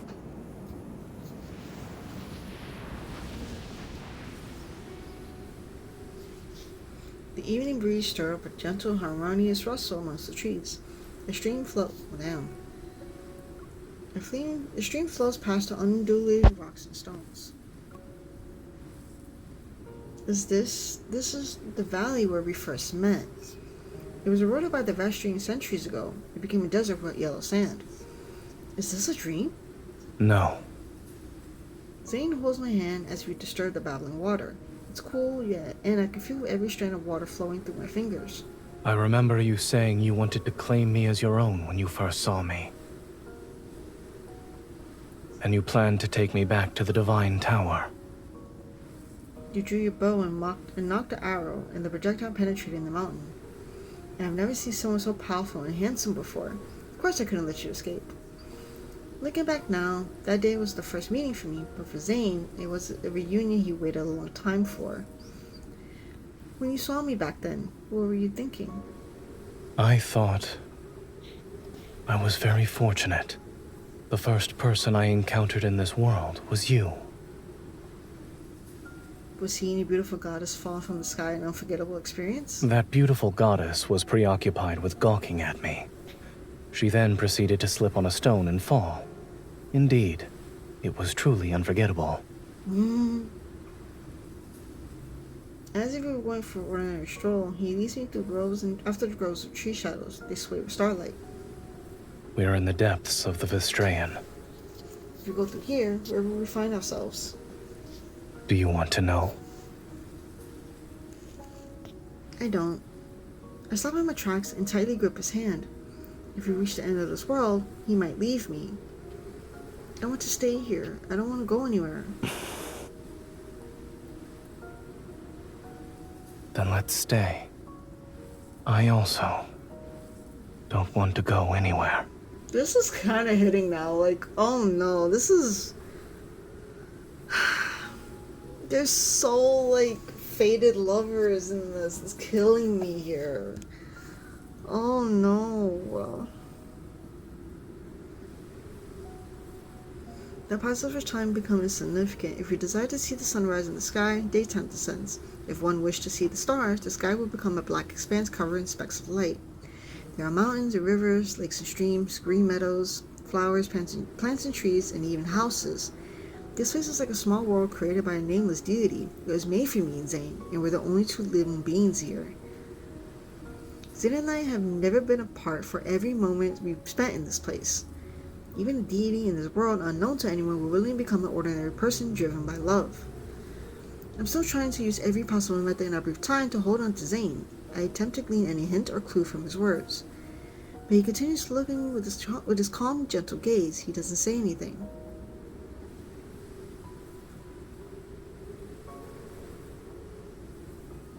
This is for you. I place a clay figure made from river mud in front of Zayne. So that's why you were digging up mud by the river for several days. He takes the figurine and examines it carefully. Is this me? It resembles you, no? This is the most handsome one among all the clay figurines I've made. I thought you would make a pair.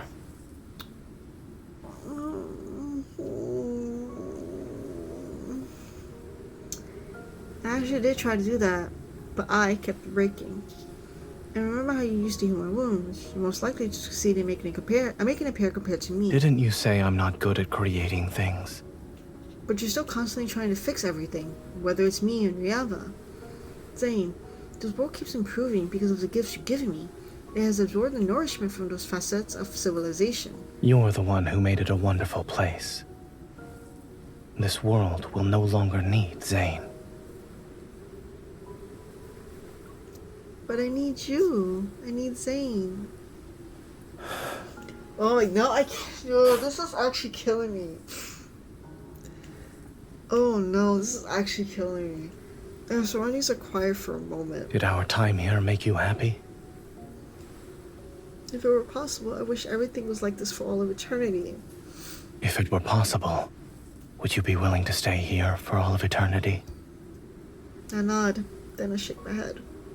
We both have things we must do. You're going to leave. Am I mistaken? Your Nyava is akin to a plump seed that has already stored enough nutrients. Zayne avoids my gaze as a phantasmal seed appears in his palm. However, now is not the time to plant it. In a place that's infinitesimally far from this world, there are errors I must erase. He closes his palm, and when he opens it again, golden light has gently enveloped the seed. The proper soil shall only appear when those errors are gone. So he's leaving to fix them? Only then will this seed break through the soil, sprout, and grow. The time you spend in Nyava will seemingly last an eternity. You'll be happy. But you're not with me. Those distant grand stories leave his lips as if they were a single leaf gently falling. Yet the weight they have in my heart is heavier than the mountains. So that's what you need to do. I sweep away the phantasmal seed and force my voice to remain steadfast. You'll protect Nyavia and me so that nothing can get through, and you'll face the dangers and death yourself, is that it? Why would you think I could accept your sacrifice and devotion with a clear conscience? I'm sorry. But even if it is selfish, I shall always make the same choice. Oh my god, this is actually crazy because it's just the same shit like as the Death and Rebirth story. Like, he made this decision to leave because he felt like it was the best decision to do it. And he's doing the same thing again here. Oh my, yo, I swear, everything is just paralleling everything Zayne does. And I'm like, oh my god. He presses down on my hand as golden light flickers and an object emerges from beneath our overlapping palms. The Destiny Stone? Panic floods my heart. I struggle desperately to break free, but my body won't move. Zayne, if you erase your name from the Destiny Stone, you'll disappear forever and never be able to return to Nyava. Familiar golden light pours out from beneath our intertwined fingers, and the power within my body surges. On the black stone tablet surrounded by golden radiance, Zayne's name is being erased bit by bit. He's really... You promised to carve your name. You were the one who wanted me to stay by your side forever. He looks at me carefully. His focused gaze makes me feel as if he wants to etch my appearances to his memories before fading away. From now on, this world no longer needs me.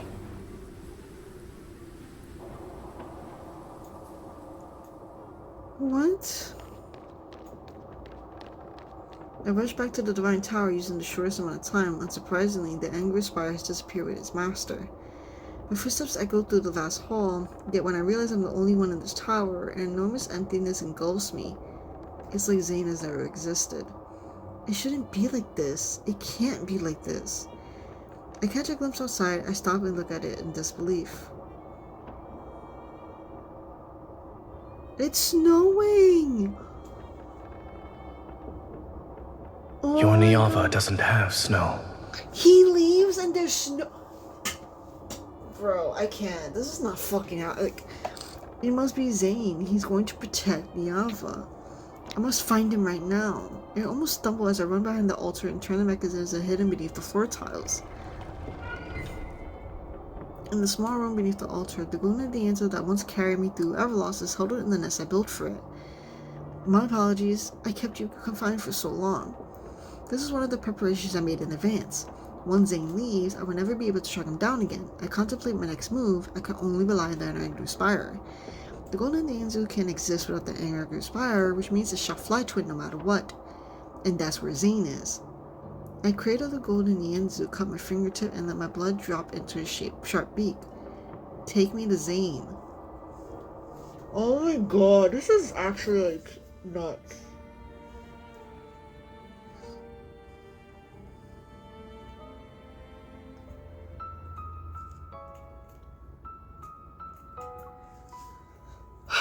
Okay. Am I ready for this? I don't think I'm ready for this. Oh my god. Golden Nianzus are born from Zayne's power. Regardless of his current location, every bird can sense his presence. The bird I brought back from the Angry Spire staggers before flapping his wings. It flies towards the depths of the tower. Okay. It seems Zayne is still in the Divine Tower. He's ready to leave us again. This is so... Oh my god. When my foot touches emptiness, the sensation of weightlessness follows. So he's like at the top of the Divine Tower or something?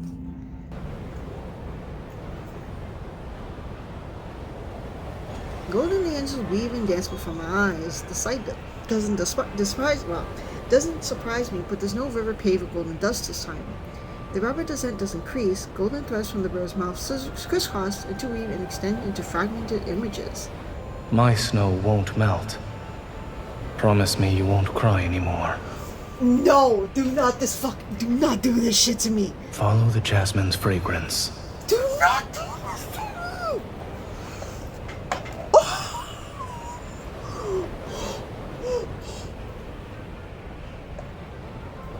These scenes, without order or casualty, spread before me. Piece by piece, they form the faces of me and Zayne. The depths of my soul, a corner that was never touched, was already loosened. Now they shall never wilt, to save him from darkness, to be his sanctuary amidst rime and gale. They will meet again, when dawn greets the world once more. Oh my god, no, this is actually... No.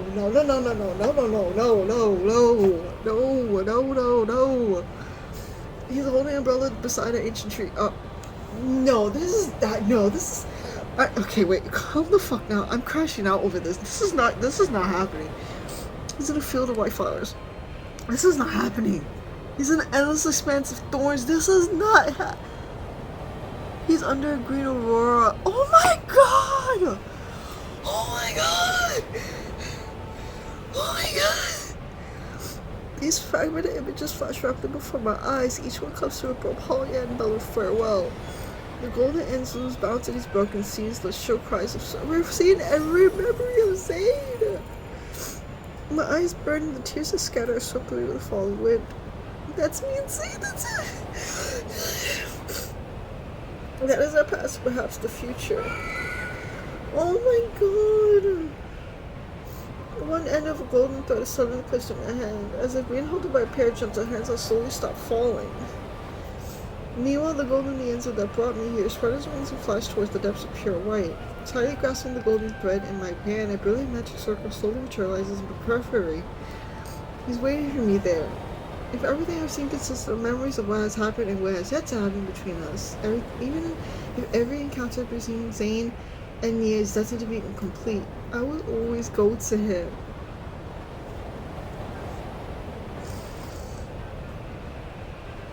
Oh my god, this is actually... Oh my god. Oh, I can't see. I cannot. My gaze overwhelmed by light slowly recovers, yet I feel suspended whiffs in this overly bright white room. Jane is standing in front of more than 10 tablets made of materials I've never seen before. Oh my god, I can't. Images I don't understand flicker across from them. He's here, but he can't see me. Aingru, perform another calculation. I have received the command. Conducting calculation attempt number 271,828. What? That's a lot of times.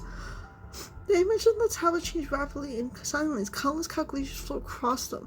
He's calculating like a perfect timeline where nothing happens between us. Like literally, like, is that what he's doing? Route Z0905 has been successfully calculated. Beginning simulation of Route Z0905 solution. The simulation has failed. Based on historical data and model parameters, no successful pathway exists. Is he truly trying to find a way where one timeline works perfectly for them? The optimal solution is the predetermined plan you have previously inputted. No evacuation of life forms is necessary.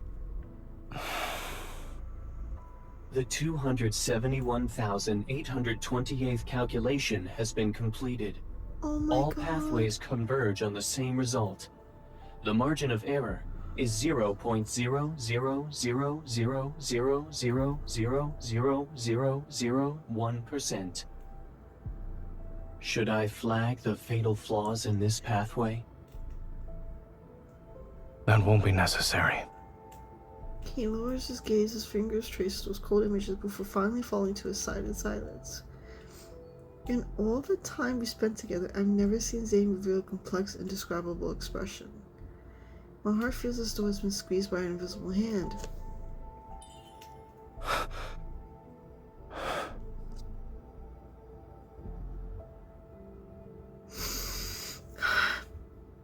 What?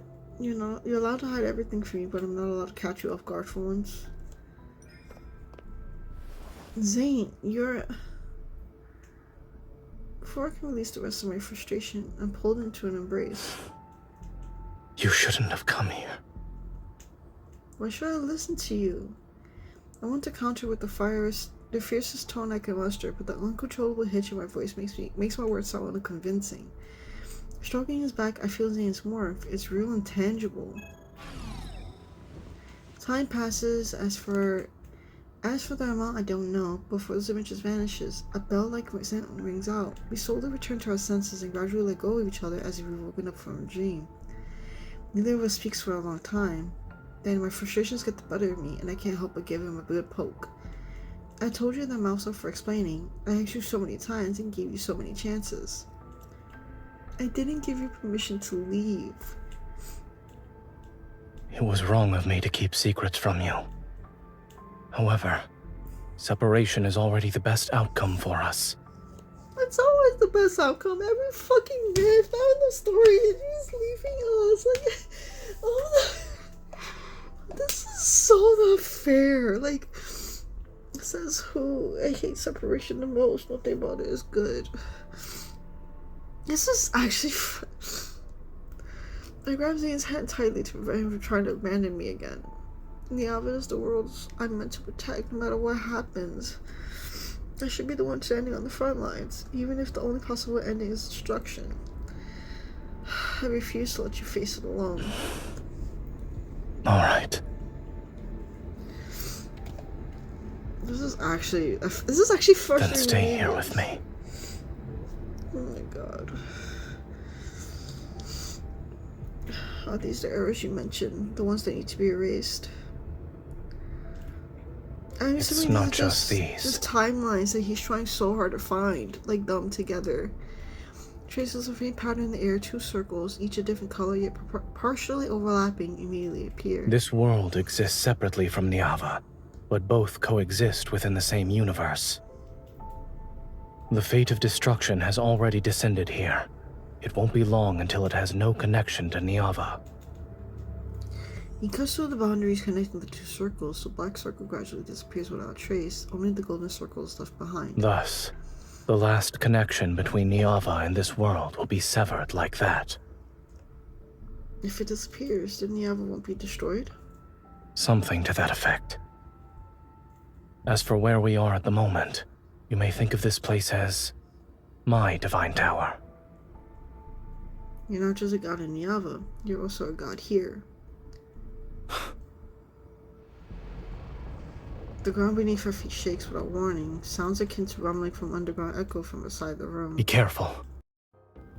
Yes, this place is already in ruins. It could collapse at any moment from those kinds of tremors. In the pause between flickering lights and Zayne pulling an oh my god, I can't even speak. In the pause between flickering lights and Zayne pulls out an inconspicuous door in the wall and leads me through it. We hurry out of that pure red room as the sound of debris and crackling echo behind him. Before us stretches a long dark corridor where wind whistles through fissures in the walls as mournful reverberations that resounds. We're heading to the top floor. We need to disrupt the magical array there. Only by completing the separation of the 2 worlds can the Angru Spire reconnect with Niava. You'll accompany me, yes? He takes my hand and begins walking through the dim corridor. Along both sides of the passageway, there are flickering lights that barely illuminate our surroundings. Everything is dilapidated and decayed as if it has suffered through chaos or instances of ransacking in the past. I don't know what my foot touched, but the wall in front of me suddenly flashes with scenes I've never seen before. My lord, why do you no longer show us mercy? You have already seen us in the ruins. If even you have abandoned us, then is there anything left for us to believe in?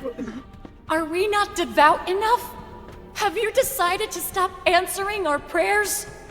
Save me, my lord. I don't want to die like this. The sounds from the images on the wall reverberates against my eardrums. Shocked, I grab Zayne and stop in my tracks. And all those angry, desperate, anguished faces turn towards the same person. Zayne, They once claimed this world as their own. There are more secrets hidden behind the straightforward words and the fragmented light cast shadow across Zayne's profile. Do you want to continue listening to this story? It might be a tale that would tell me what I've always wanted to know. Everything about him. If it's about you, I want to hear it. Alright. Each display cycles through different images repeatedly.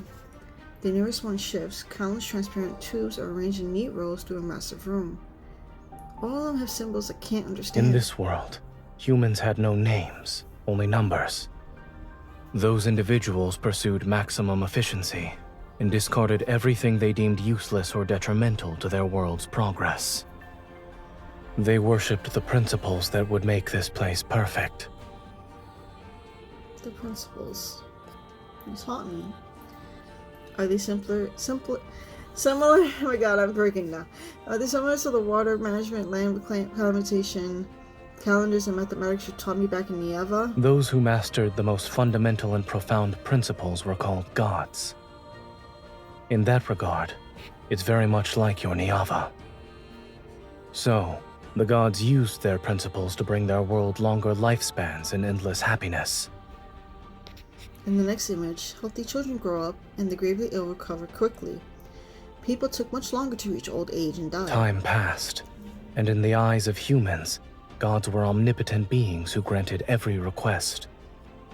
So eventually, they demanded eternal life.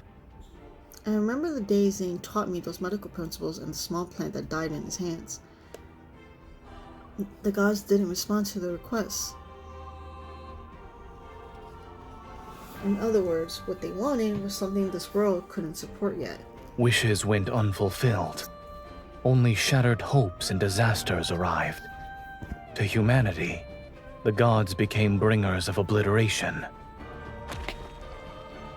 We can't stay here any longer. We need to go, now. He takes my hand again, but he holds it tight this time.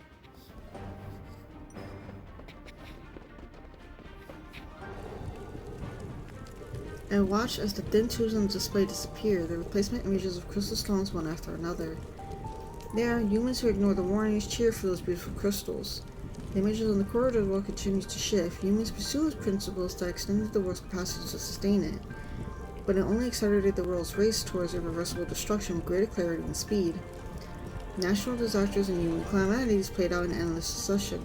With nowhere to turn, people remember the gods of yore. They gathered to angrily accuse those deities, mournfully prayed to them, and humbly begged for mercy. Day after day, the facility was surrounded by humans desperately hoping for salvation. When the blizzard arrived, they finally realized they could no longer receive divine protection. They turned and left, their footsteps disappearing into the apocalyptic snow that has never stopped falling since it began. Then my face flashes briefly across the display. Even though I learned about my past fate and Everlost, seeing my face there still leaves me feeling disoriented. I don't stop to ask Zayne about it. My past death will certainly be a memory that Zayne never wants to revisit. Let it remain buried in this tomb. Reaching the end of the corridor, it feels as though I finished reading the entire lifetime of this world. The door leading to the building's top floor is right in front of us. This is a lot. Like, Zayne's been seeing all this stuff happening this whole time, and he was trying to figure out ways to make sure that we were brought back, we were able to live a life this time, and maybe see if they could have the life together, but then that still didn't happen. The fact that he was still planning on leaving us is like, if this place is once the seat of the world's glory, then it's nothing more than a cliff overlooking ruins now. Heavy snowfall and freezing wind bite into my skin, and I finally see the scenery outside. Jagged, damaged black ruins jut out from the ground like desperate, struggling arms. They pierce the frost and snow that blankets the earth. The world is frozen and deathly silenced, and the setting sun futilely bathes everything in warm hues. Is this what happens to the world that has strayed from the natural order? Yes. The scenery here was once beautiful as well. It just snows constantly with him. When people choose to utilize truths that suppress the natural order, the outcome was already predetermined. Regardless of whether it's protection or destruction, setting aside these meanings imposed upon oneself, even gods are doing what should be done within laws in the natural order. The trembling beneath my feet continues, but in the blink of an eye, I seemingly return with Zayne to the Divine Tower. In the place we've protected, the waters of two rivers nourish Neava's endless vitality. When the enormous sun gently sinks towards our horizon, the dry evening wind carries the sweet fragments of dates and songs from the city gates. I calculated every possible outcome, but it has already strayed too far down the path of an erroneous natural order. His calm voice pulls me back to reality. I don't have any regrets. However, within this incorrect order exists a single variable. And it's just us.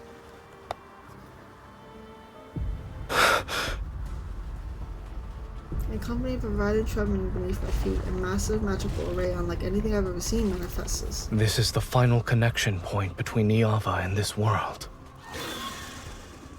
A massive golden Nianzu struggles out from the strange magical array. Black crystals cover its body. It's not a golden Nianzu, it's a monster similar to the one from the river source. Watch out! A massive longbow materializes in Zayne's hand as I raise my hand to summon my weapon as well. As soon as he draws the bowstring, my black sword transforms into his arrow. Golden lights Imperfect order doesn't need to be corrected. True redemption lies in utter obliteration.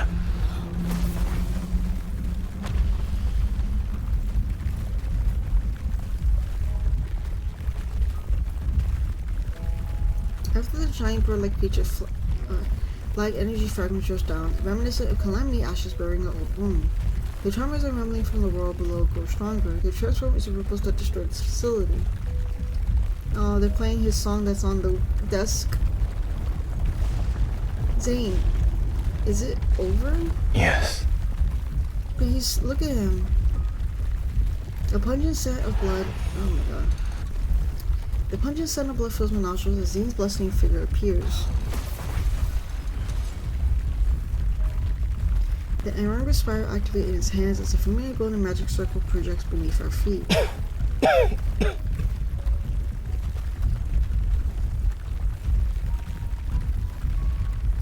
Go. This is your last chance to leave. You're telling me to go back to Niava alone? Zayne, you liar. You never planned to leave me from the start. You are correct about one thing. I only know how to bring about ruin, so I truly am unskilled at creation. The severance is complete. This world will no longer corrupt Niava, and it won't drag it down into the abyss. After this, your Niava can peacefully wait in the universe. He's trying so hard to make sure like her and her Niava will be safe. Even if it just has him just gone. And obviously we don't want that. We want him to be able to stay with us. It shall wait for when it's ready to break through the soil and flourish. In this moment, I think I finally understand. Zayne, I'm the variable you mentioned, yes? To be more precise, it is my selfish desire. Because he wanted us to be back.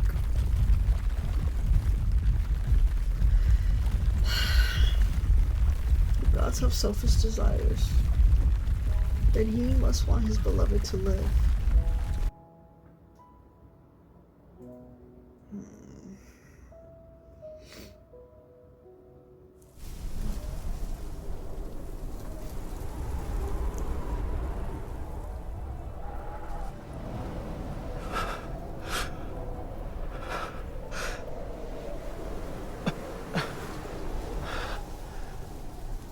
You're slowly dying. My power has been used. My power has been nearly depleted. The fact that he's able to slowly smile with us here.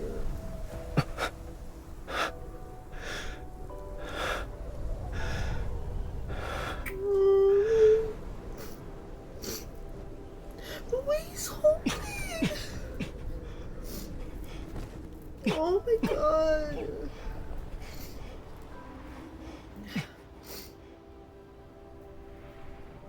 Fortunately, yes, we still have time to watch this sunset. How beautiful he looks here.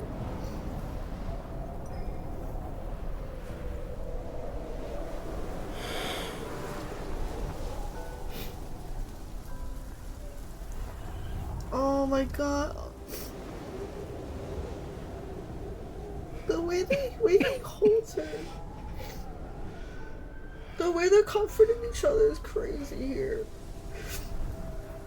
Oh my god, look at the snowflake. So that's how this world's final sunset looks. It's very beautiful. Oh.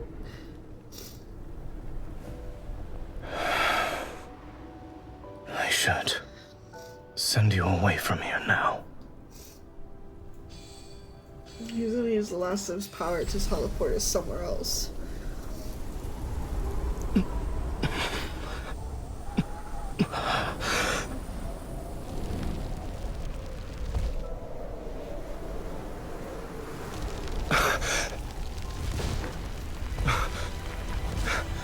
Give me your hand.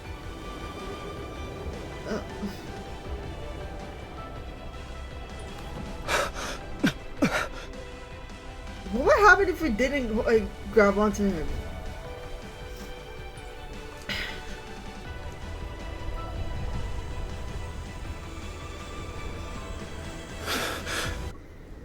Even if it cost me everything, I should be the one to protect you this time. Yeah, she really gave up her life. She really gave up her life for him.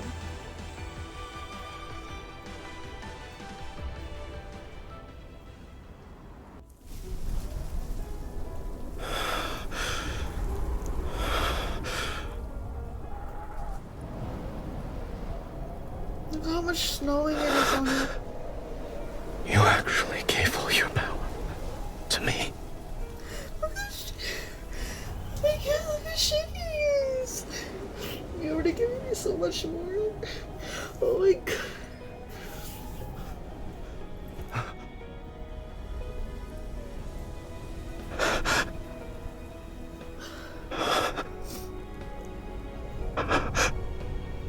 He's like he has to revisit her. And this is our destinies were intertwined countless times more. I wish our next encounter could find its perfect fulfillment. Will it ever come true, Zayne?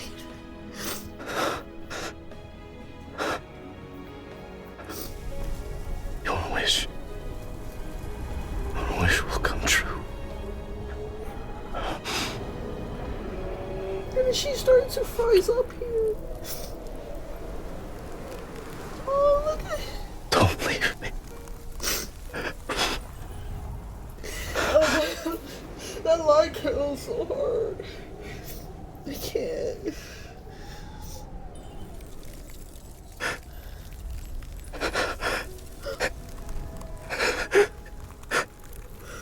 Oh my god.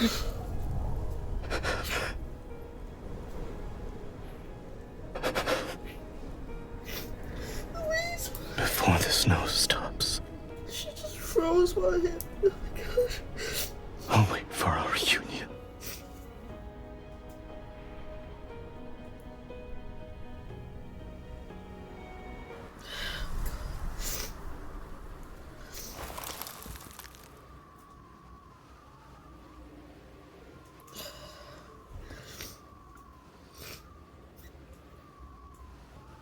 Don't leave me. I can't. I think the line kills me so hard. Seeing him so shaken, so distraught. Because I feel like we haven't really seen that. In the other stories, this is the first time we actually see MC leave him and the way he acted. Okay. I'm actually shaking over it. Oh my god, I can't. As the ray of light, last ray of sunlight passes over the frozen twin rivers, no one witnesses the peeling of dark blue blaze in time's winds or a crumbling clay tablet that recorded a glorious past. No longer do devout worshippers chant the goddess's mighty name and glory, nor does anyone listen to the loving words the deity whisper into the hidden corners of the universe.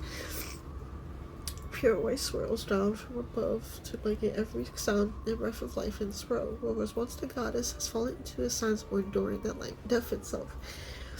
Within the cold and quiet, she waits for the next reunion with her beloved. At the end of the tower's lost staircase, the Angmar spire erupts with brilliant radiance, and that light instantly devours the goddess's dwelling. The divine tower collapses and shall become one of countless golden threads with the daring aspirer. The lonely deity will also step into eternity and became a silent watcher once more. Before the blinding light fills his gaze, he turns and glances upon the world. The golden answer spreads his wings. His brilliant golden feathers transforming the wind and snow, then becomes translucent as ice.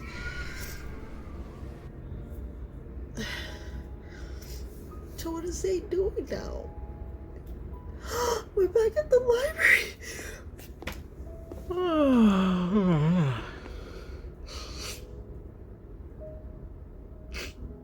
back at the library. We're back at the library.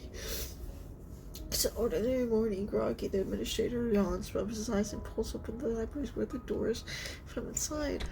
Are we gonna see the kid again? Cold wind seeps through the gap. Caught off guard, he shivers. It's cold.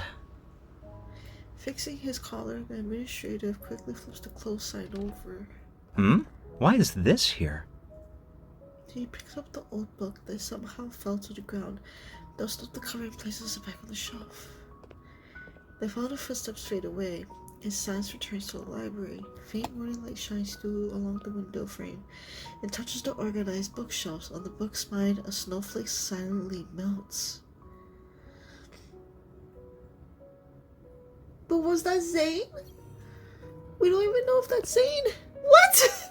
Game!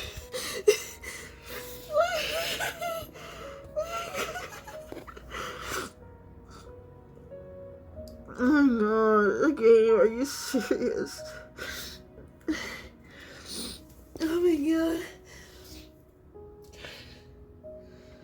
Was that Zayne at the end or not? What happened to him?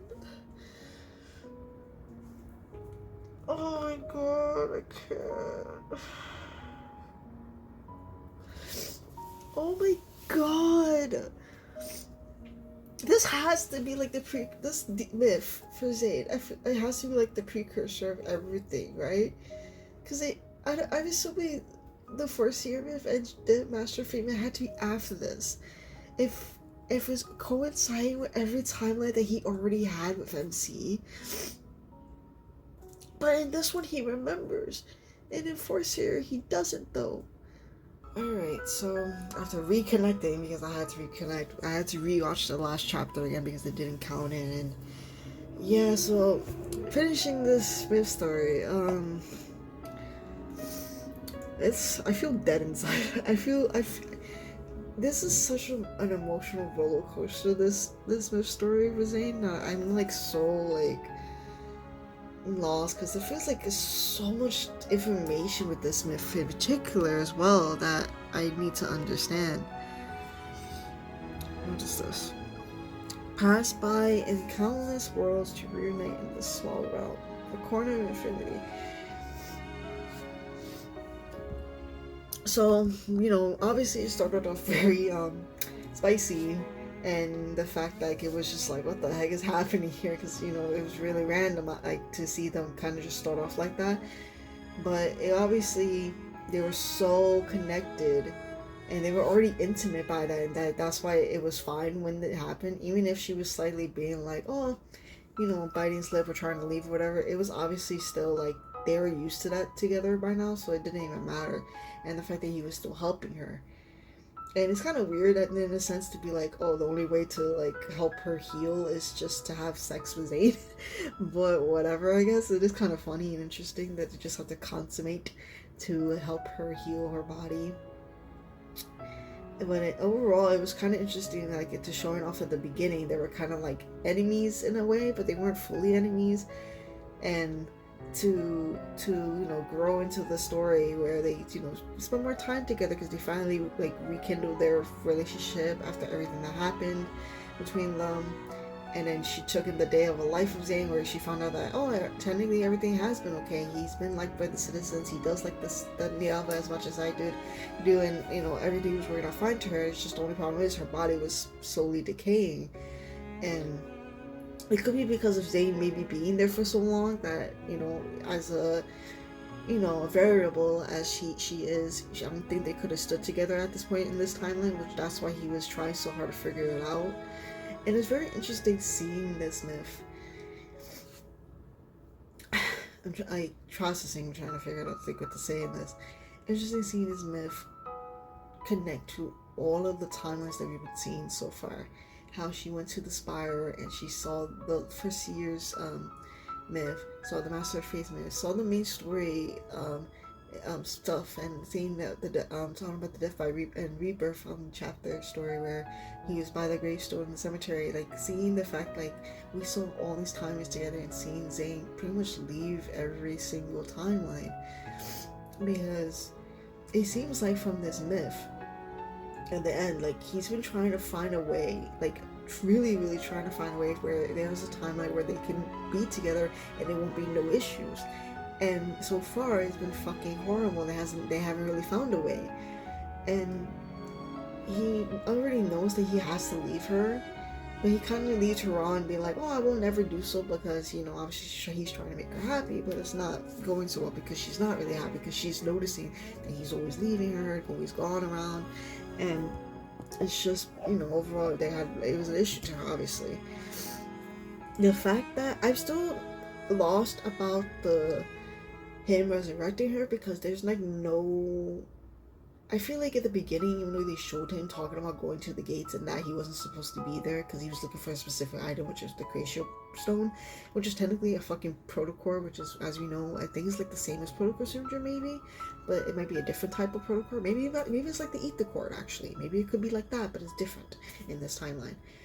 And overall, either way, he like sacrificed a lot for himself just to bring her back, because they went through a timeline that didn't work out. And then he tried his best to bring her back, which she ended up doing, but it ended up creating this, and then it didn't fully work out either. So he figured, oh, I might as well just leave again so she could still have the life that she has now, because she's back alive. But obviously she didn't want that. She wants the life that she has with Zayne. Like that's what she wants the most. The fact that it was so interesting that even without her knowing him, because she stated like they met for the first time again, essentially in this spot. Even though for him, he already knew her. She felt an instant like attraction, she felt something for him already quickly, without nothing even happening. Like that's how so connected they are. That even being resurrected and having no memories, she still fell in love with him. She still liked how he was. Like she still courted. She even courted him here. She proposed, essentially, like wanting him to be by her side like every day. Like it was really crazy to see how flirtatious and how open she is with how much she was feeling for Zayne here. And it's like I said, like the connection between them was so fucking insane that they even have like threads around each other. Pretty much like the threads of fate are so interwoven with them. That's fucking crazy. That I really think it's interesting that they showed us so much here. And ending it, man, seeing the fact that Zayne was dying, and she decided, well, I don't want you to die or leave at this point. At this point, I'm going to be able to sacrifice myself, because you do all the sacrificing so much. You already do all that. I want to take my time to do it for you now. And it's like I said, this is the first time seeing Zayne so shaken, like crying, disrupt. Like it breaks my fucking heart hearing that "Don't leave me." I feel like I should have saved that line, but I feel like I shouldn't either, because that line kills me. And I'm just gonna be thinking about it for the rest of the day. Like it breaks my heart hearing the fucking his voice is breaking and sadness over it. It kills me because how much I love Zayne so much, and seeing how much he tries so hard for her, and then and then it fully worked out. And I'm really hopeful that things will come true. Like she said, like will there ever be a time where they can actually be together? And I'm hoping, it will happen. Like it's just, and then ending it with the library, which is so crazy, because like they don't really say that it's Zayne in there. That's the administrator. I don't know if he is, but I'm just, I don't know. I'm just so like, I'm so heartbroken for Zayne, seeing that he's so used to doing leaving, sacrificing, and then seeing her sacrifice for him, and seeing how broken he was. And the way that she froze in front of him too, like it was the signification of healing and ice with him here, because we know he's a doctor, a cardiac surgeon, and has ice evil. It's so crazy seeing it here, because he already has that kind of with him, but it's not fully like his power. But wherever he is, he seems to just bring snow with him, and it's kind of crazy that he could fucking do that.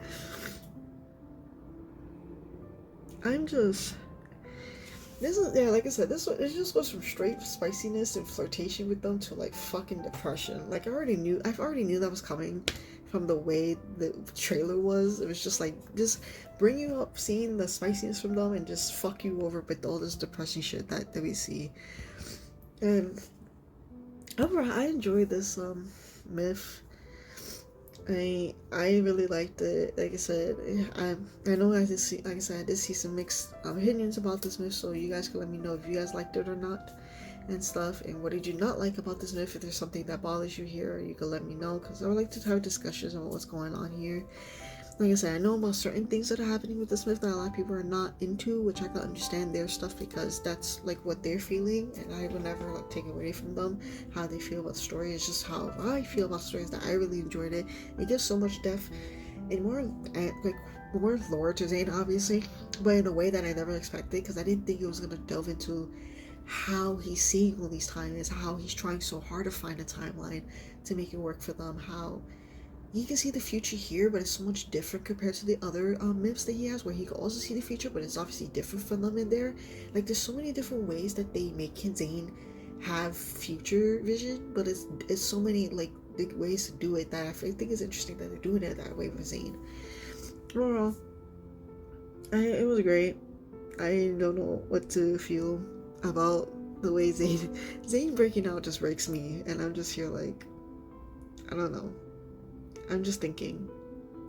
There's a lot to think about in the story, and overall, like I said, I really enjoyed it. So hope you guys enjoyed my reaction and my, I don't know. I'm really not distraught, but like more like I'm feeling unwell because of what happened, and thinking so hard about what they could do to like maybe hopefully find a future together, because I really think it could happen.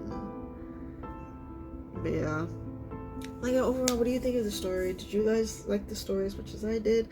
Do you guys like the Kindle scenarios in this? Like I say, one is spicy, one is not. Obviously, it's kind of interesting that they give both aspects of Zayne, which we already know that he is a quiet freak, which makes it funny that they show it more prominent here. But it's a little different in a certain extent because he already knows her here too. So it's not like the way it was like implied in the beginning, or like, you know, out of context that it was like we've seen beforehand. Overall, I thoroughly enjoyed it, and I hope you guys did too. So thank you guys so much for watching this video and my reaction. I know it's gonna be a pretty long one, but it was all worth it for Zayne, because I love Zayne, and I'm hoping things would obviously get better. And I need to know what's going on with that fractal library, because now it's like the fact that they're bringing in more into his story. There needs to be more answers to it. Like, there needs to be more stuff to this library. If the next main story up there or another myth thing happens for Zayne, and we need more information about this library, because obviously Zayne knows about it in the main story at this point, but here they don't specify if this is Zayne that's talking at the end. So it's just a lot that's happening.